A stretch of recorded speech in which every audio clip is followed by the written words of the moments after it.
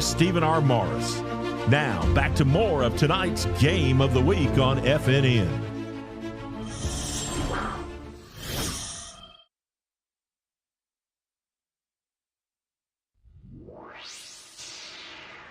Halftime at the Creek Bank as Jacksonville with the lead basically from wire to wires. They scored on the second play from scrimmage to begin the ball game on a 49-yard touchdown jaunt thanks to Zay English, as Jacksonville has not looked back so far with a couple of Jim Ogle touchdown passes in the red zone, also a safety on special teams to take a 23-0 lead here at halftime. In fact, looking ahead for both of these teams, for Ohatchee, this is their final non-region game of the season, so their final 4 games of the 2023 regular season before a likely postseason appearance. They'll have Geraldine, Hokes Bluff, Glencoe, and Plainview. As far as Geraldine and Glencoe here at the Creek Bank, and then Hokes Bluff and Plainview on the road to close out the regular season. We'll take a look back as far as the journey for these two teams tonight in the first half. In the second play from scrimmage, Zay English breaking off of one tackle and then advancing down the sideline, far side, for the 49-yard touchdown. John Ducar's PAT made it 7-0. And then on their very next drive, Jim Ogle and company marched down the field, and you're going to see the first of 2 touchdown passes. Just a simple play-action pass and a sliding Kedrick Fisher in the end zone, around the level of the numbers in the end zone for the touchdown. PAT from Ducar made it 14-0. And then English, continuing his big first half, was able to get free and rip off another big gainer into Ohatchee territory. That was toward the beginning of the second quarter. And then not a whole lot of highlights for Ohatchee offensively. As there you see a big hit from Charlie Wright, who had close to half a dozen tackles in the first half. And then this was one of many mistakes actually from Ohatchee, as that snap a little bit high to Jesse Baswell, as the Indians of Ohatchee, fortunate that was not covered in the end zone by the Jacksonville special teams, resulted in a safety to make it 16-0. Then Ohatchee had a couple of highlights defensively, as we'll see before one of those 2 red zone stops from the Ohatchee defense. Ogle get the snap, as he had excellent throws throughout the first half, and this, in my mind, was his best throw of the night, in rhythm to DeMonte Sinclair around the 30-yard line for a first down late in the first half. And then this is close to the end zone that time on a RPO pass to Kedrick Fisher for a first down to the 4-yard line. And then the very next play to close out the first half, it was Ogle finding one of his favorite receivers, Monty Sinclair, in the end zone ahead of Colby Hester's defensive efforts for the touchdown. So Jim Ogle, who we saw a couple of weeks ago toss 4 touchdown passes against the Anniston Bulldogs in a key region game in Class 4A Region 4, already with a couple of touchdowns this evening. And really, Jacksonville could have had a lot more points on the board, but Ohatchee's defense was able to throttle the Golden Eagles offense of Jacksonville inside the 20-yard line a couple of times, midway and late in the first half. So obviously, when you look at Ohatchee, just trying to find some sort of momentum, some sort of angle that they can be able to exploit some weaknesses for Jacksonville. But really for the Golden Eagles, I think just as much as defense impressively on the defensive end as on the offensive end in the passing game, the Jacksonville defensive line has been able to establish that line of scrimmage from the get-go. So that's, in my mind, not having coached the football game when it comes to Coach Chris Findley relative to what he's telling his team in the halftime locker room. Got to control that line of scrimmage. Still plenty of football here in the second half to play, but they've got to be able to find some sort of rhythm and be able to control that line of scrimmage really on both ends of the football. Both teams warming up as far as before the beginning of the second half. So let's go ahead and take the timeout and pay some bills, and we'll start the second half after this timeout. that Joe Biden and Hunter Biden were paid $10 million in bribes. The floodgates are literally open here. Mike Rogers is standing up to crooked Joe Biden in D.C. Mike Rogers is our way of fighting back.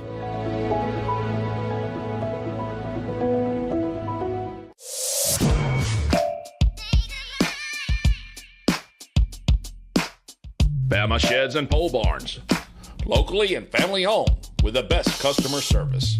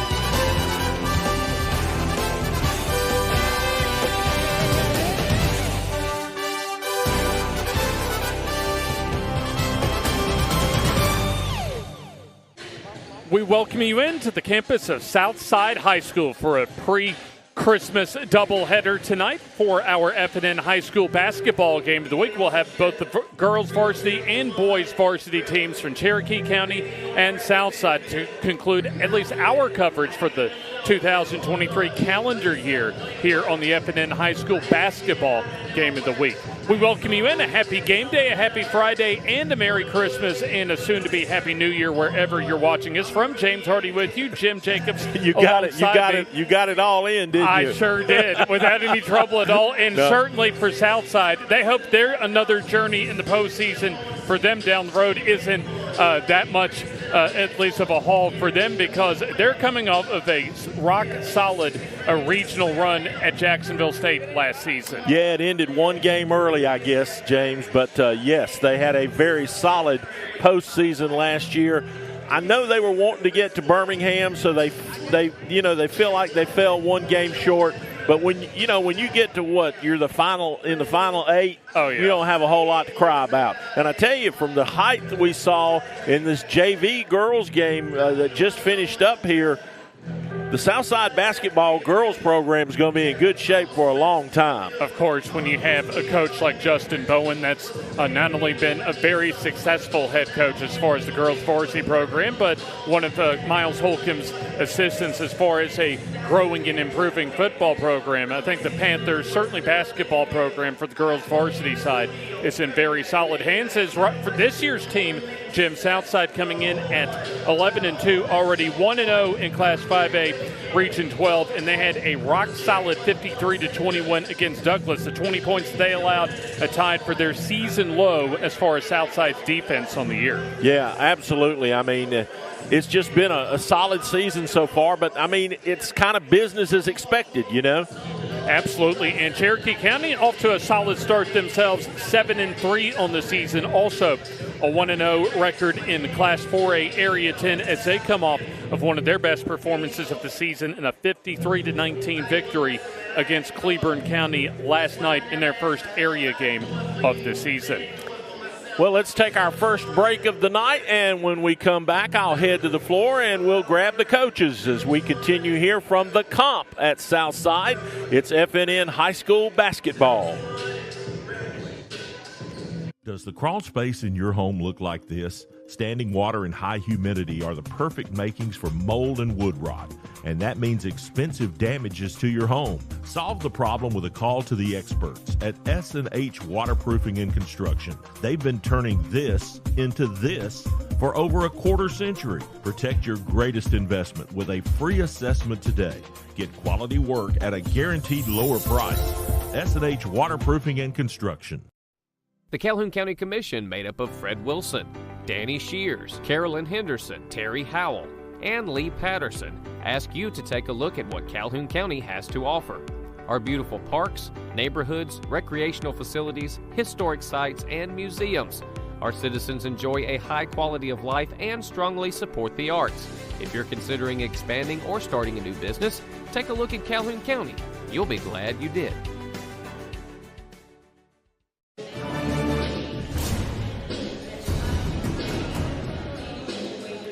A special doubleheader tonight here in Southside as the Southside Panthers host the Cherokee County Warriors. We'll send it just a few feet away from us for Jim Jacobs, as well as he has head coach Richard Burton for Cherokee County. With a quick review of how the season's been so far for you guys. We've been a little up and down. We're 8-2 so far. We've played some decent teams. We're still trying to find out who we are, how we like to play, and but 8-2, it's kind of hard to complain. It's early in the season. Well, you'll certainly get a good test tonight against Justin's team here at Southside. They're pretty solid. Absolutely, they're very physical. They know what they like to do, the 1-3-1, and they've got some girls that can score. So we know what we're up against. We'll see if we play our game, see who comes out on top. Yeah, but you got 1,000-point scorers dressed out in your colors tonight, too. That's right. She's the heart and soul of our team, and she has a good game. We're definitely always going to be there. All right, as we get ready to start, Coach, what are the keys early for you guys? Boxing out, rebounding, making sure we don't get second chance opportunities, and have the intensity on defense to start. That's what we've been talking about. We'll see you at the break. Thank you. Thank you, Jim. Thank you, Coach. As Cherokee County comes in at 7-3 on the season, they're scoring about 51 points per ball game and allowing just under 39 points per ball game. And really the similar tale for Southside, allowing just 33.6 points per ball game as Coach Justin Bowen joins Jim Jacobs. All right, thanks, James. Let's talk to Coach Bowen. Coach, for folks that are just tuning in to watch, talk about your season so far. Yeah, I think we've had a really good season up to this point. Right now we're sitting 11-2 with losses to Lauderdale County and Fort Payne on the road. But we've been playing pretty good basketball, I think. As the games have gone on and throughout the season, we're continuously getting better each week, so that's kind of what you want to see. Of course, the last time we saw you was with Heartbreak City up at JSU at the regionals, but still, Coach, you make it to the Final 8 in the state. That's not a bad year. Yeah, I was really proud of our, what we were able to accomplish last year. The good thing is we brought back just about everybody from that team, so, we're looking forward to going back there and taking another step further this year. And we were talking at the table during the JV game that folks didn't get to watch with us, but there's a lot of height on that squad. It looks like Southside girls basketball is going to be in good shape for quite a while. Yeah, I think that's some things that maybe people may be concerned about. We have such a good senior class, but we do have some girls coming up that are big and really athletic, and we're pretty big on varsity this year too, with some of those girls being underclassmen. So the future looks pretty good.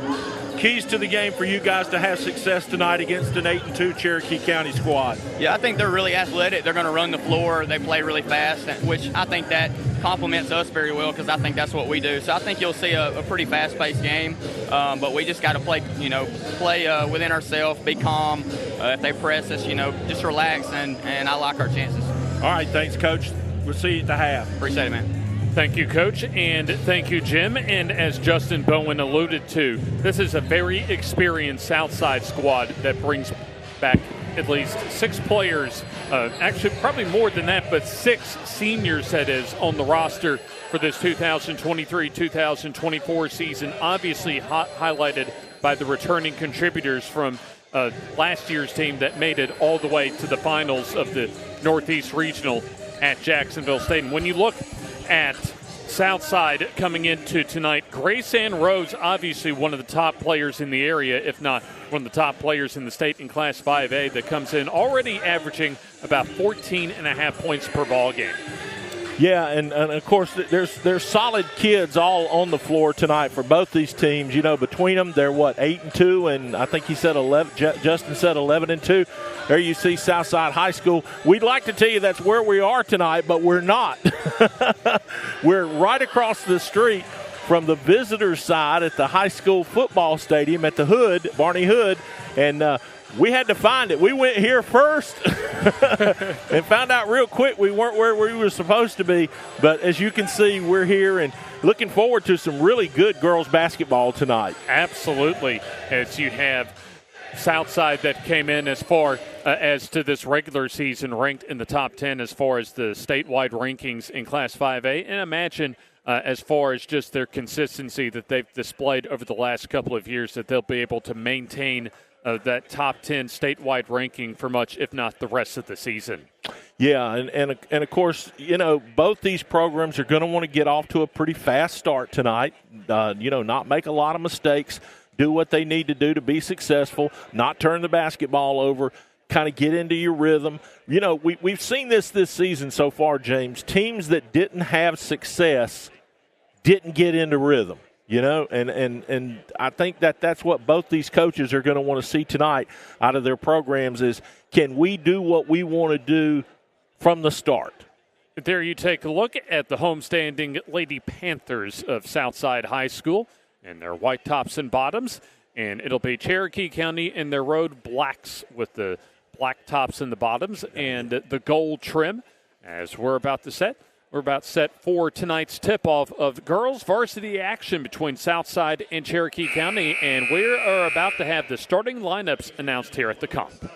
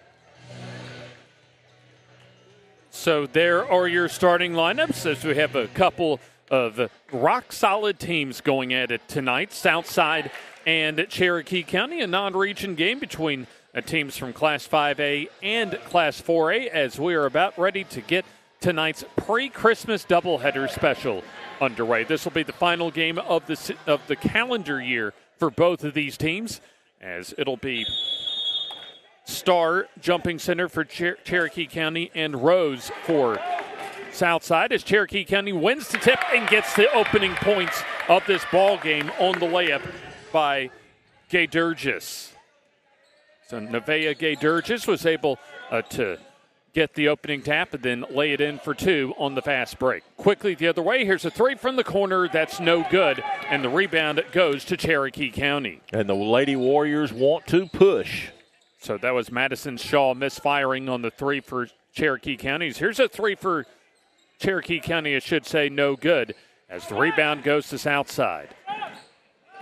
It was Madison Shaw, I should say, for Southside that missed her opening three-point shot the last time that they had the ball offensively. So the Lady Panthers will get another crack at it at the basket to our left.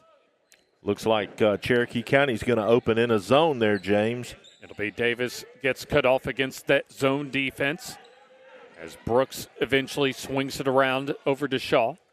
Brooks gets the pass right in front of us. A good entry pass into the paint, and the turnaround shot is good for Grace Ann Rose. Rose averaging 14.6 points per ball game, has her first two of the ball game, and we're now tied up at 2 apiece. Cherokee County slows things down as they work in the half court. There's a good entry pass into Star as she turns up and under. A nice move as she gets her first two of the ball game. That is great work in the paint right there, James. Couple of ball fakes. Smaller player got the shot up with those ball fakes. Big time. Deania Starr with her first two of the ball game as Rose drives in, gets free, and lays it in for two. Grace Ann Rose going up and under herself that time from just shy of the elbow and had an easy lane to the basket. And she's one of the leaders for Justin Bowen's team here tonight. Haygood drives, gets cut off as Cherokee County tries to penetrate that man-to-man defense as a loose ball and a steal. Yancey in the open floor tries to dump it off for Shaw as it'll be a three up and two strong for Brooks as the rebound goes to Starr for Cherokee County. Good job by the Lady Warriors on the box outs early in this game, James. Also, Cherokee County doing a really solid job that time getting back in transition defensively. Warriors travel, however, with the basketball. First turnover of the game.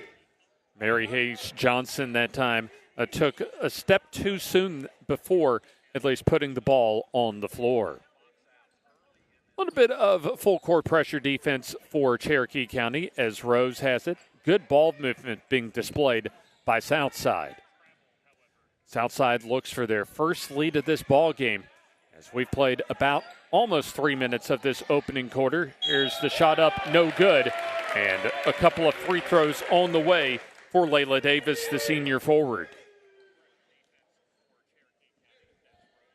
So it'll be the first foul of the ball game for Cherokee County. It'll be a trip to the free throw line as the first is up and good for Layla Davis. So Gay Durgis with her first personal. One more upcoming for Davis, and that's also good. So Layla Davis with two. As Southside takes their first lead of the night. A special doubleheader with you as far as the FNN High School basketball game of the week. As here's a three ball up and good for Mary Hayes Johnson. Give you a little something to wrap presents by this evening. There you go. Absolutely, as that was a perfect-looking three-point ball that time by Mary Hayes Johnson as Southside down 7-6. She wasn't square, but she got good rotation on it and knocked down the three for the Warriors. Here's a turnaround for Rose. That's up and good for two. Yep. Grace Ann Rose with 3 field goals already, a total of 6 points. Back and forth so far between these two teams.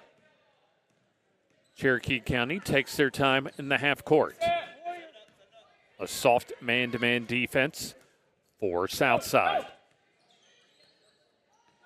Southside has won 5 of their 6 home games so far to start the season, as we'll have another traveling violation coming on Mary Hayes Johnson. First substitution at the ball game for Cherokee County as Ava Haygood checks in. And leaving the ball game will be Elyson Givens. Southside with the basketball. Jovi Marble in for the first time tonight. As Marble tries to back in, has to pass it out to Rose, kicks it out to Shaw. Good, solid defense to deny the penetration by Cherokee County as Southside drives. Davis kicks, at least leaves it off for Marble in a football-sized collision that time underneath the basket and a foul for Cherokee County. Yeah, except there's no grass under these ladies. Exactly. Ava Haygood with her first personal and the second team foul for Cherokee County. Madison Shaw receives the inbounds as Davis dribbles on the floor. Here's a 3-ball, far wing up, and that's off the side rim. No good. Missed that time by Sarah Kate Yancey as the rebound goes to Cherokee County. Cherokee County slows it down. They'll work some half-court offense. Dribble for Haygood. Leaves it off on a good give and go that time as the layup good for Starr. Nice work right there by Starr, getting the cut, catching the pass clean, and getting it up nice and soft off the glass for the bucket. Deania Starr with her second field goal. And Cherokee County back in the lead as it's been a back-and-forth first quarter. Rose on the drive, banks it up and in for 2 as she is in rhythm so far in the first quarter. Already 8 points for Grace Ann Rose, more than halfway to her per-game total of 14.6 as there's a turnover for Cherokee County. Bad pass by Audrey Haygood as Layla Davis has it. Leaves it off. Yancey drives in and no whistle as that was a blocked shot for Starr as that goes out of bounds off of Southside. So another turnover for the Lady Panthers. As Southside and Cherokee County locked in a good one so far as we approach 2.5 minutes to go in the opening quarter. It's a 1-point basketball game. This is good stuff. Cherokee County, at least it appears they just want to work some clock and just be deliberate in their offensive half-court sets, but they've had some issues with the turnovers as there's another traveling violation, this time on Audrey Haygood. Yeah, live ball turnovers are your death in a close basketball game. They've already averaged now, or at least turned it over, I should say, 4 times already in this first quarter. And you look at a Southside defense that forces their opponents to turn it over about 17 times per ball game. Southside with it as they want to extend on a 1-point lead. Marble dribbles at the free throw line. Kicks out to Madison Shaw. Back to Marble. 2 minutes to go in the opening quarter. A very well played opening quarter by both of these teams. And take away Cherokee County's turnovers, and they've been almost perfect. Inside, Rose turns in. She'll go to the free throw line. That was good defense by Deania Starr, but must have gotten some of the shooting arm of Grace Ann Rose, as that'll be the foul on Starr, her first, and that is the third team foul on Cherokee County. Yeah, Rose got her hooked on her hip, James. Caught the pass and just went clean to the rim and just got bodied up. As there you see our free throw for the first one of the basketball game. In fact, that hit about every part of the rim, spun around, and then dropped through for Grace Ann Rose. One more free throw coming. And that's good as she is already in double figures with 10 points. The Tractor Place presenting our first quarter here tonight from the comp at Southside. Both teams playing well as the largest lead of the first quarter as there's a loose ball in the backcourt. Cherokee County still needs to get it across the timeline, and they do so, and they get a look at the basket, but great defense that time by Layla Davis as Southside has it. Davis with the dribble, has to kick it out to Marble on the drive, puts it up, blocked though, and we'll have a whistle, and it looks as if a foul going on Southside. Caught her on the arm, James. The ball was clean, but caught her on the arm as she was going up for the shot. I thought Mary Hayes Johnson indeed was going to get that blocked, but a late whistle, and as you mentioned, Jim, a foul goes on Cherokee County. So Johnson her first. As Marble to the line for 2. There's the rainmaker that's off the glass and no good. So coming back in will be Mallory Brooks. Out is Sarah Kate Yancey, and into the game is Hannah Westcott, the sophomore center. And getting her first rest will be Grace Ann Rose. Massage Oasis presenting our free throws tonight here in our doubleheader from Southside. There's another high-arcing free throw. That's no good, and the rebound goes to Starr for Cherokee County. Southside shows a little trap in the half court as Cherokee County looks to tie with a three. Good passing on the interior as Starr will pass it to the near side. Givens leaves it off as the three ball back rim no good. Rebound for Cherokee County, and we'll have a foul, the first of the ball game for Southside. Jovi Marble whistled for the reach in, her first. And we're under a minute to go in the opening quarter as Southside leads 12-9. Baseline out for the Lady Warriors. It'll be Elyson Givens to inbound. And able to find Ava Haygood. She's on the drive, floats it up, no, and the rebound knocked around and kept by Cherokee County as they're able to get the loose ball. Here's the drive and a hard floater that time, no. As we'll have a foul go on Southside. About 4 opportunities for Cherokee County off to our right that time as they'll whistle Westcott for her first personal foul. Not a good trip for a box-out opportunity there for the Lady Panthers. Coach Bowen will obviously talk about that at the quarter break, but plenty of opportunities there for the Warriors. Givens gets it back from Starr, but misses the little floater as the rebound goes out of bounds to Southside. Missed opportunity that time for Cherokee County as they had 4 cracks at it, but couldn't find the bottom of the hole. Less than 40 seconds to go. Southside fortunate not to turn the ball over that time as they'll settle things down in the half court. Brooks hands off to Madison Shaw. Back to Marble. Southside works their half-court offense. Westcott at the far wing. Good entry pass to Davis, who misses the chippy, and the rebound goes to Cherokee County. Dribbling it up ahead will be Johnson. 11 seconds left in the opening quarter. Starr gets reached from behind that time by Westcott, and that's already her second personal foul. Reaching over the back, trying to tip away the basketball. Didn't get it done. Well, she got it done, but she, of course, committed the personal. Yeah, that'll be her second personal and the team's third for Southside. Near steal that time for Davis. 5 on the game clock. As driving will be Cherokee County. As Starr puts it up, it's good if it goes, and it's in the hole on the layup to close out the quarter. All right, well, we've got a 12-11 ball game at the break as the Tractor Place presents our first quarter of action here on the FNN High School Basketball Game of the Week from Southside. For local and long-distance 24-hour towing or paint and body shop work at affordable prices, call David's Wrecker Service and Rayburn's Automotive in Jacksonville. You want excellent customer service? You always get quality workmanship. Plus, they're insured, licensed, and bonded. Here's the number, 256-435-7083. Located at 1116 Alexandria Road Southwest in Jacksonville.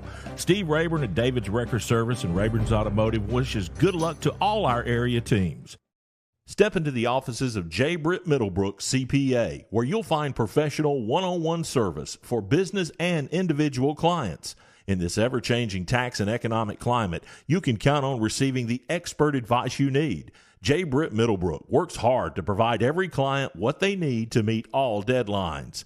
Tax season will be here soon. For all your accounting service needs, call or stop by at 1913 Berry Street in Oxford. That's J. Britt Middlebrook, CPA.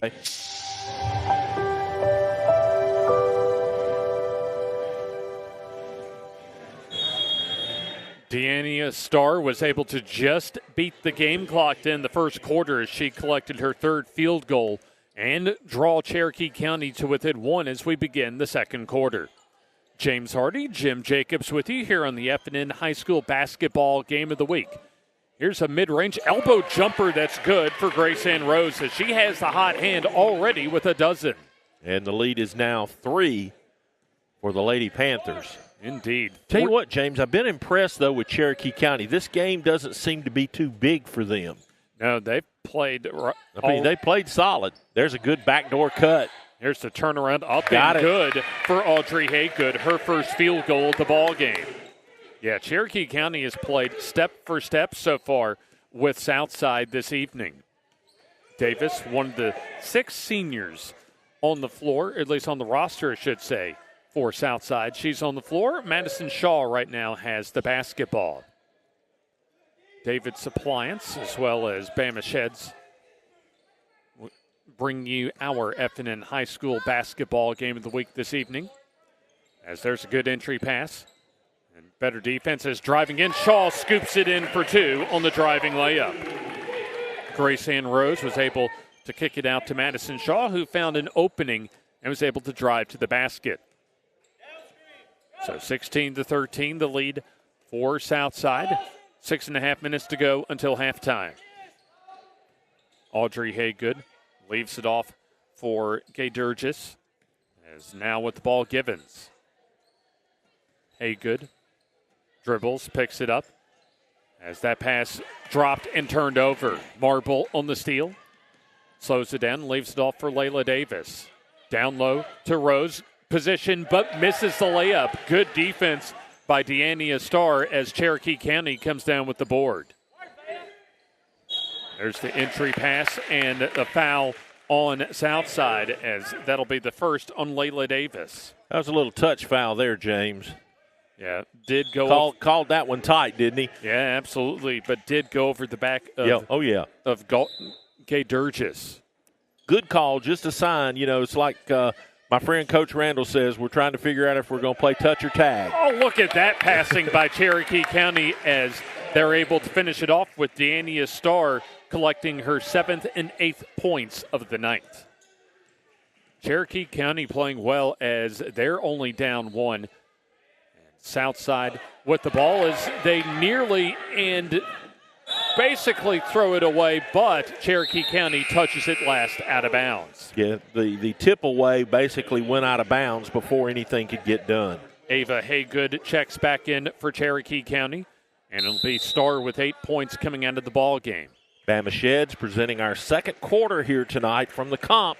Good one we've got going here, James, as we've got a timeout on the floor. A 30-second timeout. We'll keep it here as Southside led by the dozen points from Grace Ann Rose, who has all but just a small handful of the points for Southside. 12 of the 16 for the Lady Panthers, and Deania Starr has almost half of Cherokee County's points so far, 8 of their 15. David's Appliance presenting our timeout breaks here tonight as we bring you high school basketball on New Year's Eve.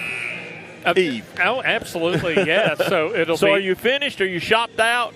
Just one little thing that I want to get done tomorrow, but pretty much same here. One more trip. Pretty much almost put a bow on the Christmas shopping for the year. How about Cherokee County here shopping for a win over a ranked 5A team? Oh, absolutely. One of the top teams in the state, really the last couple of years, has been Southside. There's an excellent entry pass. Oh, that's a great pass. I hope we get a chance to take another look at that if we can. Here it comes. Watch this now, James. Good. She got her on her hip, got her turned to the basket. Great inlet pass and banked it home for the 2 points for the Panthers. Layla Davis on the layup. So that'll be her first field goal. She has 4. And we have another turnover coming up on Cherokee County. Was that the 5th? Or check that. They'll say an offensive foul. So still a turnover as Ava Haygood called for the foul. So they'll say an offensive foul before the travel. And either way, Southside has the basketball. A mostly cleanly played basketball game between these two teams so far as we go under 5 minutes until halftime. Yeah, this one's been fun. Marble hands off on the weave to Layla Davis. Solid defense by Cherokee County as Rose thought about the perimeter jumper. Brooks leaves it down on the give and go. Rose will have a trip to the free throw line as we also have Bailey Houston, by the way, in the ball game for Southside. Yeah, the Panthers are running that high pick there, James, just a little quick pick and roll move. And they've been to the rim with it 2 or 3 times in the basketball game. I watched them practice it earlier today while we were setting up for the telecast, and they've run it pretty much to perfection so far. Grace Ann Rose makes the free throw, already with 13 points to lead all scorers. But if you're Cherokee County, you got to feel good where you are right now. Second free throw also good for Rose, and Justin Bowen has to feel real good, too, about how Grace Ann Rose is playing tonight. Makes both free throws. She's up to 14 points. Zone defense look for Southside. Audrey Haygood tries to skip it to the far corner, and it'll be deflected out of bounds. Yeah, that's the one thing you can't do with these cross-court passes in today's game, James. You just can't telegraph them. You can't float them. You got to zip them. Givens controls the point between the circles. 4:15 to go in the opening half. Here's a 3-ball up, and that's good for Cherokee County's Mary Haynes Johnson. And she's who Coach Burton needs to get going. If she gets going, it's big. She already has a couple of 3 balls in the first half. 2-point lead for Southside. Brooks pounds the basketball. Southside moving the ball well so far in their half-court offense here in the first half as Davis looks over that zone defense for Cherokee County. Great entry pass to Davis. Kicks it out to Brooks as that will stay in bounds right in front of us. Brooks on the drive. Kicks out. Here's the 3-ball up and no good for Houston. Rebound goes to Rose as she will not get the shooter's roll. And the rebound goes to Cherokee County. They'll try and push the tempo. Audrey Haygood leaves it out for Starr. Southside recovers as far as their transition defense. Madison Shaw to check in at the next whistle for Southside. We approach 3 minutes to go in the opening half. Cherokee County on the drive. There's the floater. No, but there is a foul on Jovi Marble on Southside. So Marble will pick up her second foul as that'll bring Sarah Kate Yancey off the bench after this first free throw coming up for Mary Haynes Johnson. Johnson already with a couple of 3 balls here in the first half as she misses the first of 2. Yancey in, also Shaw in, and that'll bring Houston as well as Marble out for Southside. One more free throw coming up. Rainmaker is up and good for Johnson as she has 7 points. So Mary Hayes Johnson and Deania Starr have 15 of Cherokee County's 19 points so far in the opening half. Johnson you expect, Starr maybe not so much. There's a missed 3 for Shaw, but the rebound and the putback good for Rose, Grace Ann Rose, and so she's already up to 16 points here in the opening half. On her way to a season high already, in fact, has surpassed her per game total so far this year. Cherokee County drives as the bank shot good, and a trip to the free throw line for Mary Hayes Johnson. Oh, what a great move. Took it to the rim with her left hand as Massage Oasis sends Mary Johnson to the free throw line. Here's a look at it again, James. Well, I said it was. Well, I'm sure we'll be able to get a look at it again as Johnson able to draw Cherokee County to within 1 and can tie with the free throw here, and she does so. So Johnson has now 7 of her 10 points here in the second quarter, and we're all tied up at 22 apiece. Cherokee County playing maybe their best game of their best half of the season, certainly. As we have 2 minutes and change to go, here's the 3-ball short, no good for Shaw. Rebound saved inbounds, a loose ball, and we'll have a tie-up. And possession arrow goes to Southside. Good hustle there by both teams to get on the floor and get after the basketball.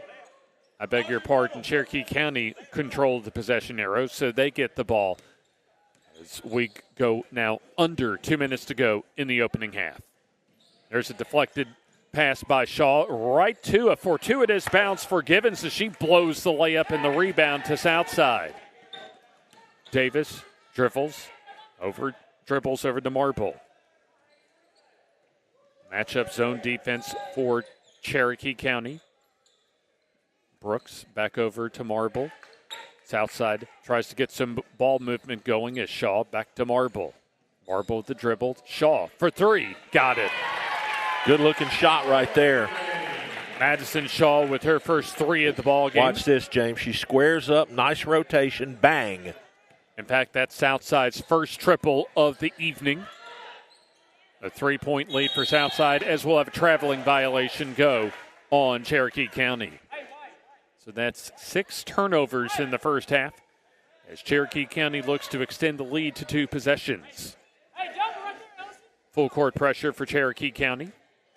Grace Ann Rose receives the inbounds pass. Now dribbles across the timeline. Good pass. Yeah, pass too far for Yancey, though, as Johnson on the fast break gets swatted out of there by Layla Davis. Mary Hayes Johnson wanted to try and draw Cherokee County to within 1, but got her shot swatted out of there. But the Warriors keep possession. Davis, the cleanup woman tonight. There's the inbounds pass to Gay Durgis. Asks for help. Now puts it on the floor. Johnson holds it with 50 seconds to go in the opening half.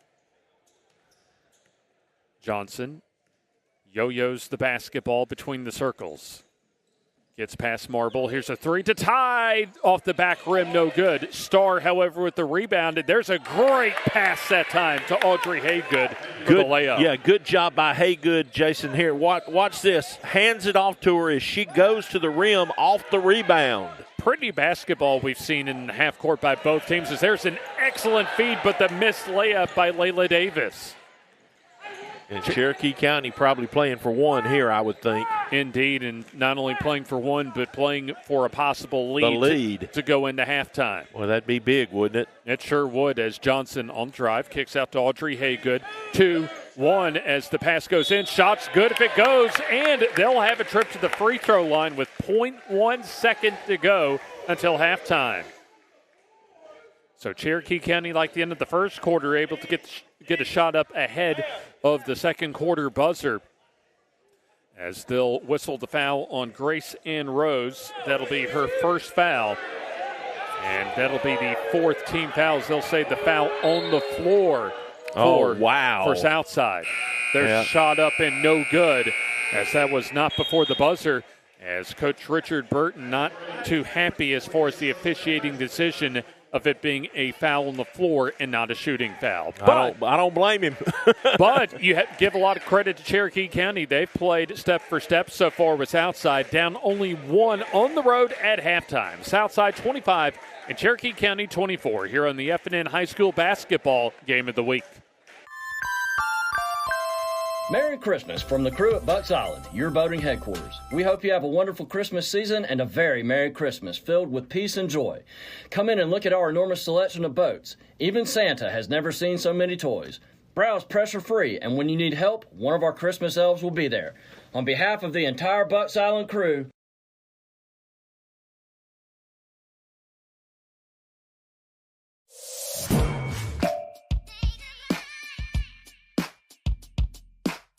Bama Sheds and Pole Barns. Locally and family owned with the best customer service. Custom built to fit your needs with free delivery and setup. Design and price online or stop by and see what we can do for you. Nobody beats our prices and nobody beats our quality. Built in Alabama, made in Alabama. BamaSheds.com. Griffin Laser Engraving in Lincoln is your authorized local dealer for personalized Yeti products. Get your Yeti customized for your team, a business, or a special event. Your color, graphics, even photos. At Griffin Laser Engraving, we make it the way you want it. Order just 1 or hundreds, and you'll find a full line of Yeti coolers and accessories on hand, even the hard-to-find items. Nationally recognized, but right here at home in Lincoln for quality awards, trophies, powder coating, and personalized Yeti items, Griffin Laser Engraving.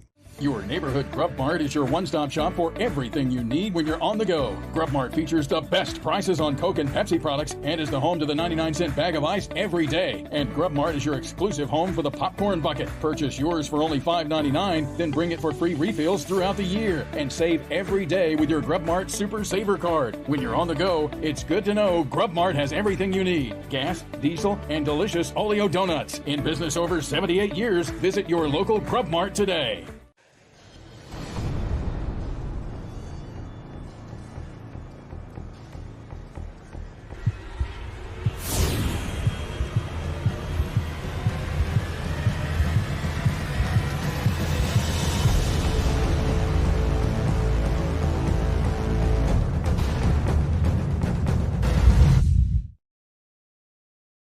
This evening here at the Comp on the campus of Southside High School, as it's been back and forth so far in this opening half as we take a look at our first half highlights. As there's the first of a couple of threes by Mary Hayes Johnson, as Cherokee County, Jim, played point for point in that first half, as there was Deania Starr getting some of her 8 points in the first quarter, and really both teams were able to move the ball very well in their half court in the first half. And I think that's what you're going to pick up by watching the first half highlights here.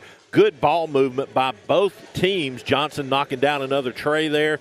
Here's Southside moving the ball around the perimeter. They're going to get another good look at it. There's a three ball for the Lady Panthers. I think both teams, James, have played pretty darn well. Oh, absolutely. Cherokee County arguably playing their best half of the season as they come in at 7-3 on the year, as our halftime score 25-24 in favor of Southside, as both teams have had no more than a 3-point lead so far in this opening half. Grace Ann Rose leads all scorers with 16 for Southside, followed by Madison Shaw with 5 and Layla Davis with 4.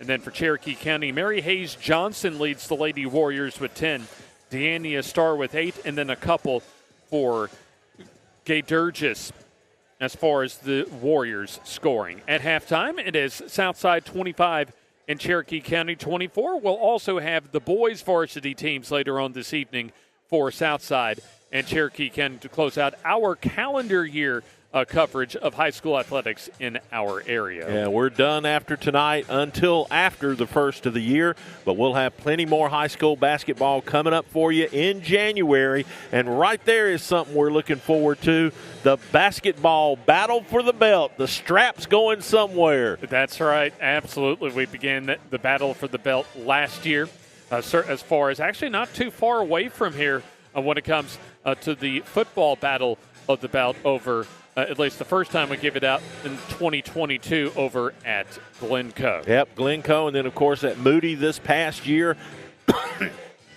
Excuse me, the basketball belt went to Cherokee County last year, if you'll remember. Had a game over in Alexandria that we didn't get to do because we had sickness throughout our crew. And, James, you're going to find out tonight when the Cherokee County boys take the floor.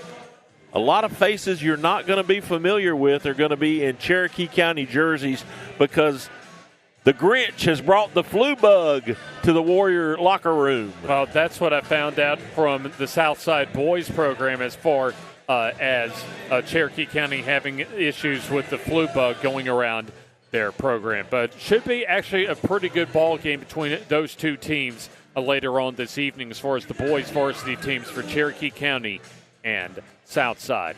Once again, at halftime of our girls varsity matchup, it is 25-24 in favor of Southside. We'll take this timeout, and we'll get ready for the second half here on the FNN High School Basketball Game of the Week. Merry Christmas from the crew at Bucks Island, your boating headquarters. We hope you have a wonderful Christmas season and a very Merry Christmas filled with peace and joy. Come in and look at our enormous selection of boats. Even Santa has never seen so many toys. Browse pressure-free, and when you need help, one of our Christmas elves will be there. On behalf of the entire Bucks Island crew,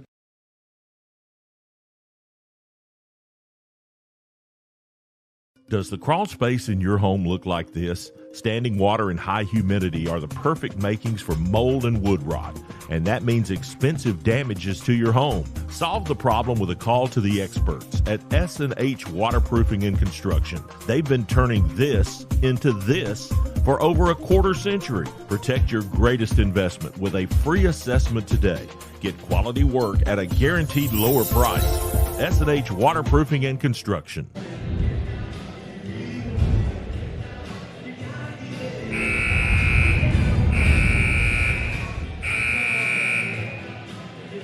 Our doubleheader coverage continues here at Southside as the Panthers and the Warriors going at it tonight, and we'll send it over to Jim Jacobs with some halftime thoughts from Southside head coach Justin Bowen. Coach, obviously it's a tight one. Talk a little bit about what your message was. You guys weren't in the locker room very long. Yeah, I mean, I don't think we're doing a really good job rebounding right now. And then the defensive end, we've had some breakdowns. We're looking pretty good on the offensive end. We're scoring pretty much anytime we want to when we run through the offense. But the biggest thing for me was rebounding and then communication and playing well on defense this second half. Because like I said before the game, it's real high pace. They do a really, really good job in their man-style offenses. And they're giving us some problems. But we knew that they had some speed. We knew they were a good team. But we're just going to have to play hard, keep getting after it. This is what we needed. I mean, we needed a dogfight like this to help us prepare for stuff later in the year, so this is really good. Yeah, they don't all need to be 20-point wins to help make a season, do they, Coach? No, they don't, and it don't make for good TV. 20-point wins, it's a lot more entertaining at home when it's close like this. All right, well, I know everybody's going to enjoy the second half. Good luck. Yeah, appreciate it, man. Thank you, Coach Bowen, and thank you, Jim. And Coach Bowen absolutely right about that as far as close games making for some good television, as we're just about ready to get the second half underway, as Southside already out of their halftime locker room and Cherokee County still in their halftime locker room, as we have about 90 seconds or so remaining until the start of the second half. Looking ahead to Southside's schedule, as far as their next game, they'll be on the road, a short road trip though, to the eastern side of Etowah County, as they'll take on Glencoe on January 2nd, right after the new year. And also right after the new year, it will be Cherokee County on the road at Alexandria. So both teams close out their 2023 calendar year portion of their 23-24 season schedule tonight, as we'll send it back to Jim Jacobs with head coach Richard Burton. Coach, a long stay in the locker room, what was your message? Keep doing what we're doing. You guys have played really well. Yeah, well, it's easy to get up for a game like this, and they were excited about it. Just hope we can keep playing and finish the second half. Good luck. Thank you. Thank you, fellas. As you could see, Coach Burton just ready to get with his team and really liking the way that his team has played so far in the first two quarters of play, as we're about to begin the third 8 minutes here in our first of two tonight on the FNN High School Basketball Game of the Week, as it'll be Southside having the basketball to begin the second half. Hey, what's not to like? Oh, absolutely. I tell you what, if I'm Cherokee County, I would love the position that they're in right now. Is Coach Burton fired up or what? He should be. Had excellent play all the way around from his team in the first half. There's Davis. She'll try the three ball. She knocks it home. Nice. Caught it, got squared up. Bang. Yeah, there's Layla Davis extending her range that time from the perimeter. A four-wing three that time extends the lead to 4 for Southside. Givens picks up her dribble. Gay Durgis hands it off to Johnson. The original starting five for both teams in the game for Cherokee County and Southside. It'll be Johnson just inside the three-point line. We've played 1 minute here in the third quarter. Cherokee County takes their time in the half court. Warriors work a little weave. Top of the key, Givens out for the three ball, up and good for Johnson. She has had the stroke from the perimeter. Yeah, she's a 1,000-point performer, James, and there she is off the left wing, knocking it down. Able to size that up and send it to Switchland from the perimeter. Form is just so nice. So she's up to 13 points. And it's kind of been a quiet 13, too. There's a turnover. A traveling violation for Layla Davis as she forgot to put the ball on the floor before moving those feet. S&H Waterproofing and Construction bringing our third quarter here tonight from the comp. And, boy, they're bringing you a good one. Bringing an outstanding ball game. Our first of two this evening as there's the drive and the shot no good for Audrey Haygood as the rebound goes to Southside. Yancey pushes it up the floor. Entry pass a little late that time for Rose, and that's turned over. Up ahead, Gay Durgis goes in, and she gets hacked on the way to the basket. Good work right there, James. Pressing the ball, moving it, getting it in the lane, getting the shot up, and now you get to go to the free throw line here for a Massage Oasis toss and see if you can knock down a couple with the clock not running. Layla Davis on the foul, her second. Gay Durgis makes the free throw. Got it. So she has three. Nevaeh Gay Durgis, just a sophomore, 5'7". In fact, a young Cherokee County team this year, just two seniors on the roster as both free throws for Gay Durgis are good. So Cherokee County on top by one as they've scored the last 5 points here in the third quarter. Yancey bounces between the circles to Rose. A cutting Shaw gets free, and she'll have a trip to the line for two free throws. Coach Bowen mentioned it during the conversation there at the start of the second half, James. They're getting the looks they want. They've just got to convert them. Leeson Givens with the foul. That's her first. So both teams have a foul so far in this third quarter as the free throw up and good for Madison Shaw. And we're tied once again. So Shaw with 6. A made free throw can give Southside the lead again. And does so. That bangs home for Madison Shaw. Another one of the 6 seniors for Southside. Southside 30 and Cherokee County 29. Cherokee County works their weave in the half court. Good entry pass to Starr. Goes one-on-one and thought she had a shot. There's a mid-range jumper that floats in, and check that. That is for Starr. So you had Gay Durgis was able to find the elbow jumper that time for Deania Starr as she's now in double figures with 10. So Cherokee County back in the lead as Davis gets the return pass from Yancey. Entry pass to Marble. Tries to drive baseline. Has to kick it out to Shaw. Overhead pass goes to Yancey. Under 5 minutes to go in the third. Here's a turnaround from the free throw line and good for Grace Ann Rose. Great ball movement. Got it to Rose. She got the shot she wanted just inside the free throw line. 32-31 now.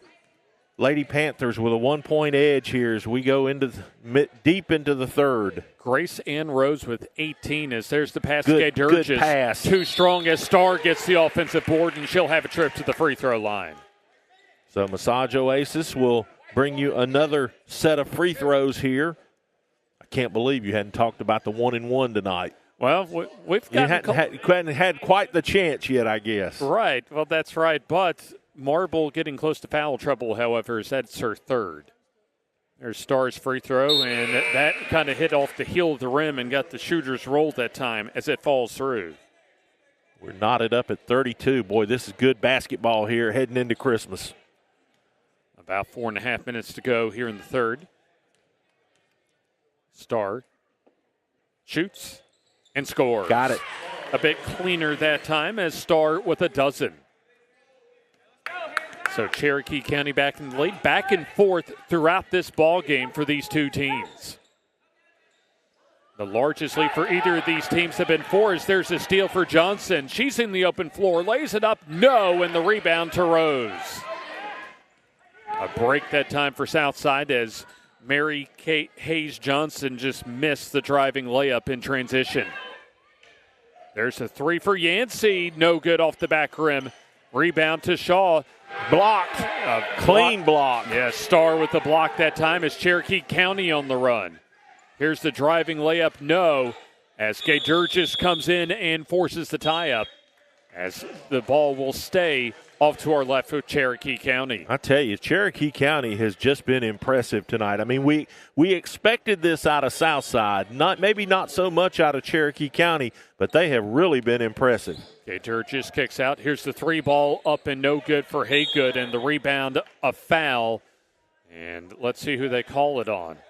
Looks as if they'll call it on Cherokee County. So Southside will get the basketball. As it'll be Mary Hayes Johnson, it looks like, with the foul, her second. Both teams with just 2 team fouls here in the third quarter. Southside looks to retake the lead. 3.5 minutes to go here in the third. There's the kick out as driving Brooks. 3 ball up and off the back rim, no for Shaw. Brooks with the rebound, however. Shaw open, 3, no, and the rebound will go to Cherokee County, and a foul on the rebound on Southside. Third team foul for the Lady Panthers, and that'll be the first for Mallory Brooks, the 5'3" senior guard. So we'll have a whistle and a timeout called for by Cherokee County. It'll be a 30-second timeout. So we'll keep it right here as David's Appliance presents our timeout. So far for Southside, they have 18 points, a game high for Grace Ann Rose as far as the scoring tonight. And then Mary Hayes Johnson with 13 and Deania Starr with 12 for Cherokee County. As this has been back and forth, and the largest lead in this game, Jim, has been 4 by Southside here in the third quarter. Yeah, it's been a battle. And, I mean, it's going to come down to who can get that little 6-8 point run before this is over with. And I think you're in good shape if you can make that happen. Yeah, these are 2 teams that have been pretty much consistent so far this year. 7-3 for Cherokee County as they actually come in on a 3-game winning streak and a 4-game winning streak for Southside as they are 11-2 so far on the year. But you better get your popcorn, James, because I got a feeling both coaches are going to turn the wick up in the fourth quarter. We're going to see some pressure, full court. Well, there's a bad pass that time and a steal for Grace Ann Rose, rather. So Southside comes up with an easy steal as Rose will pass it back to Brooks. They go up against the zone as Shaw misses the 3. Rebound in an open floor situation for Cherokee County as Johnson makes the layup for 2. Yeah, she's the one you just want with the basketball. She's so smooth. Mary Hayes Johnson this time finishes the transition opportunity and has 15. So Cherokee County up by 3. As Southside with it. Here's the 3 up and no good for Brooks as the rebound goes to Cherokee County. Cherokee County slows things down as Southside gets back in transition defensively. A conversion here gives Cherokee County their biggest lead of the game. Here's the 3 ball up and way off the mark for Gay Durgis as the ball goes out of bounds. Last touched by Starr for Cherokee County. Not sure Coach Burton wanted that shot. Yeah, I was just about to say that because that was a very early shot at that time by Gay Durgis. Southside has a chance to tie with a 3. Dump down to Rose, and she'll have a trip to the free throw line as Deania Starr gave up position underneath the basket. And so that'll be her second personal foul. So both teams with 3 team fouls here in the third quarter as we're under 2 minutes to go in the third quarter. Cherokee County will have a substitution after this first free throw for Grace Ann Rose. Free throw up and good as Rose to 19. Rose came into today just a 60% free throw shooter, but she's made all 5 of her free throws so far tonight. Couldn't have asked for a better game here on a Friday evening. Absolutely, as Rose sinks 2. She's up to 20 to match her jersey number.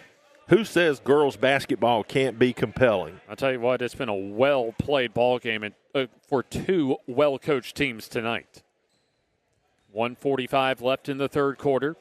And really, this game is just beginning as far as how tight this game has been. Yeah, the chess match is fixing to pick up.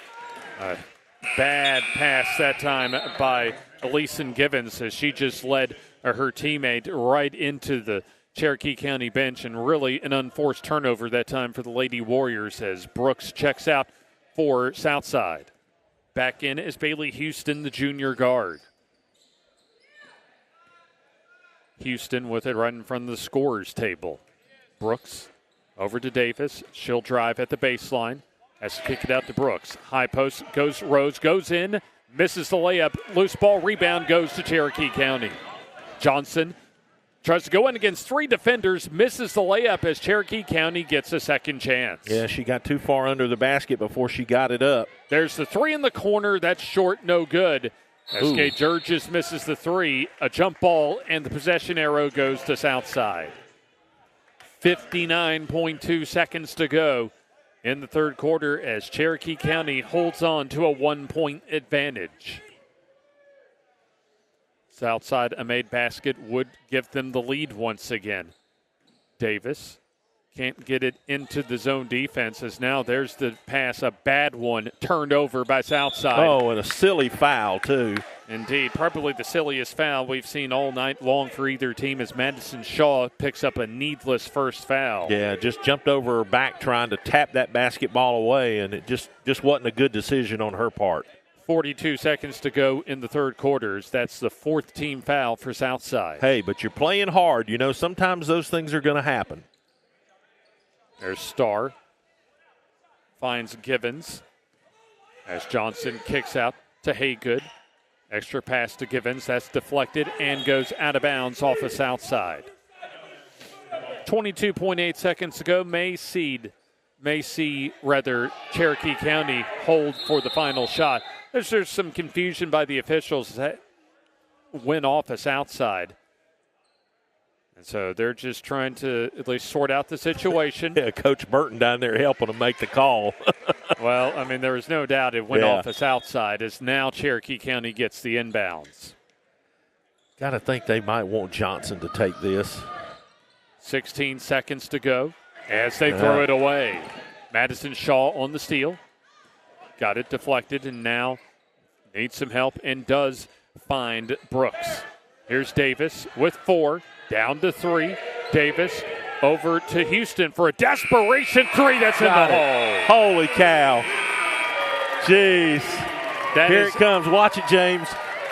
NBA 3 that time for Bailey Houston. She comes up with a huge 3 to give Southside the lead through 3 quarters of play. We'll take a quick break. We'll be back for the 4th coming up on FNN.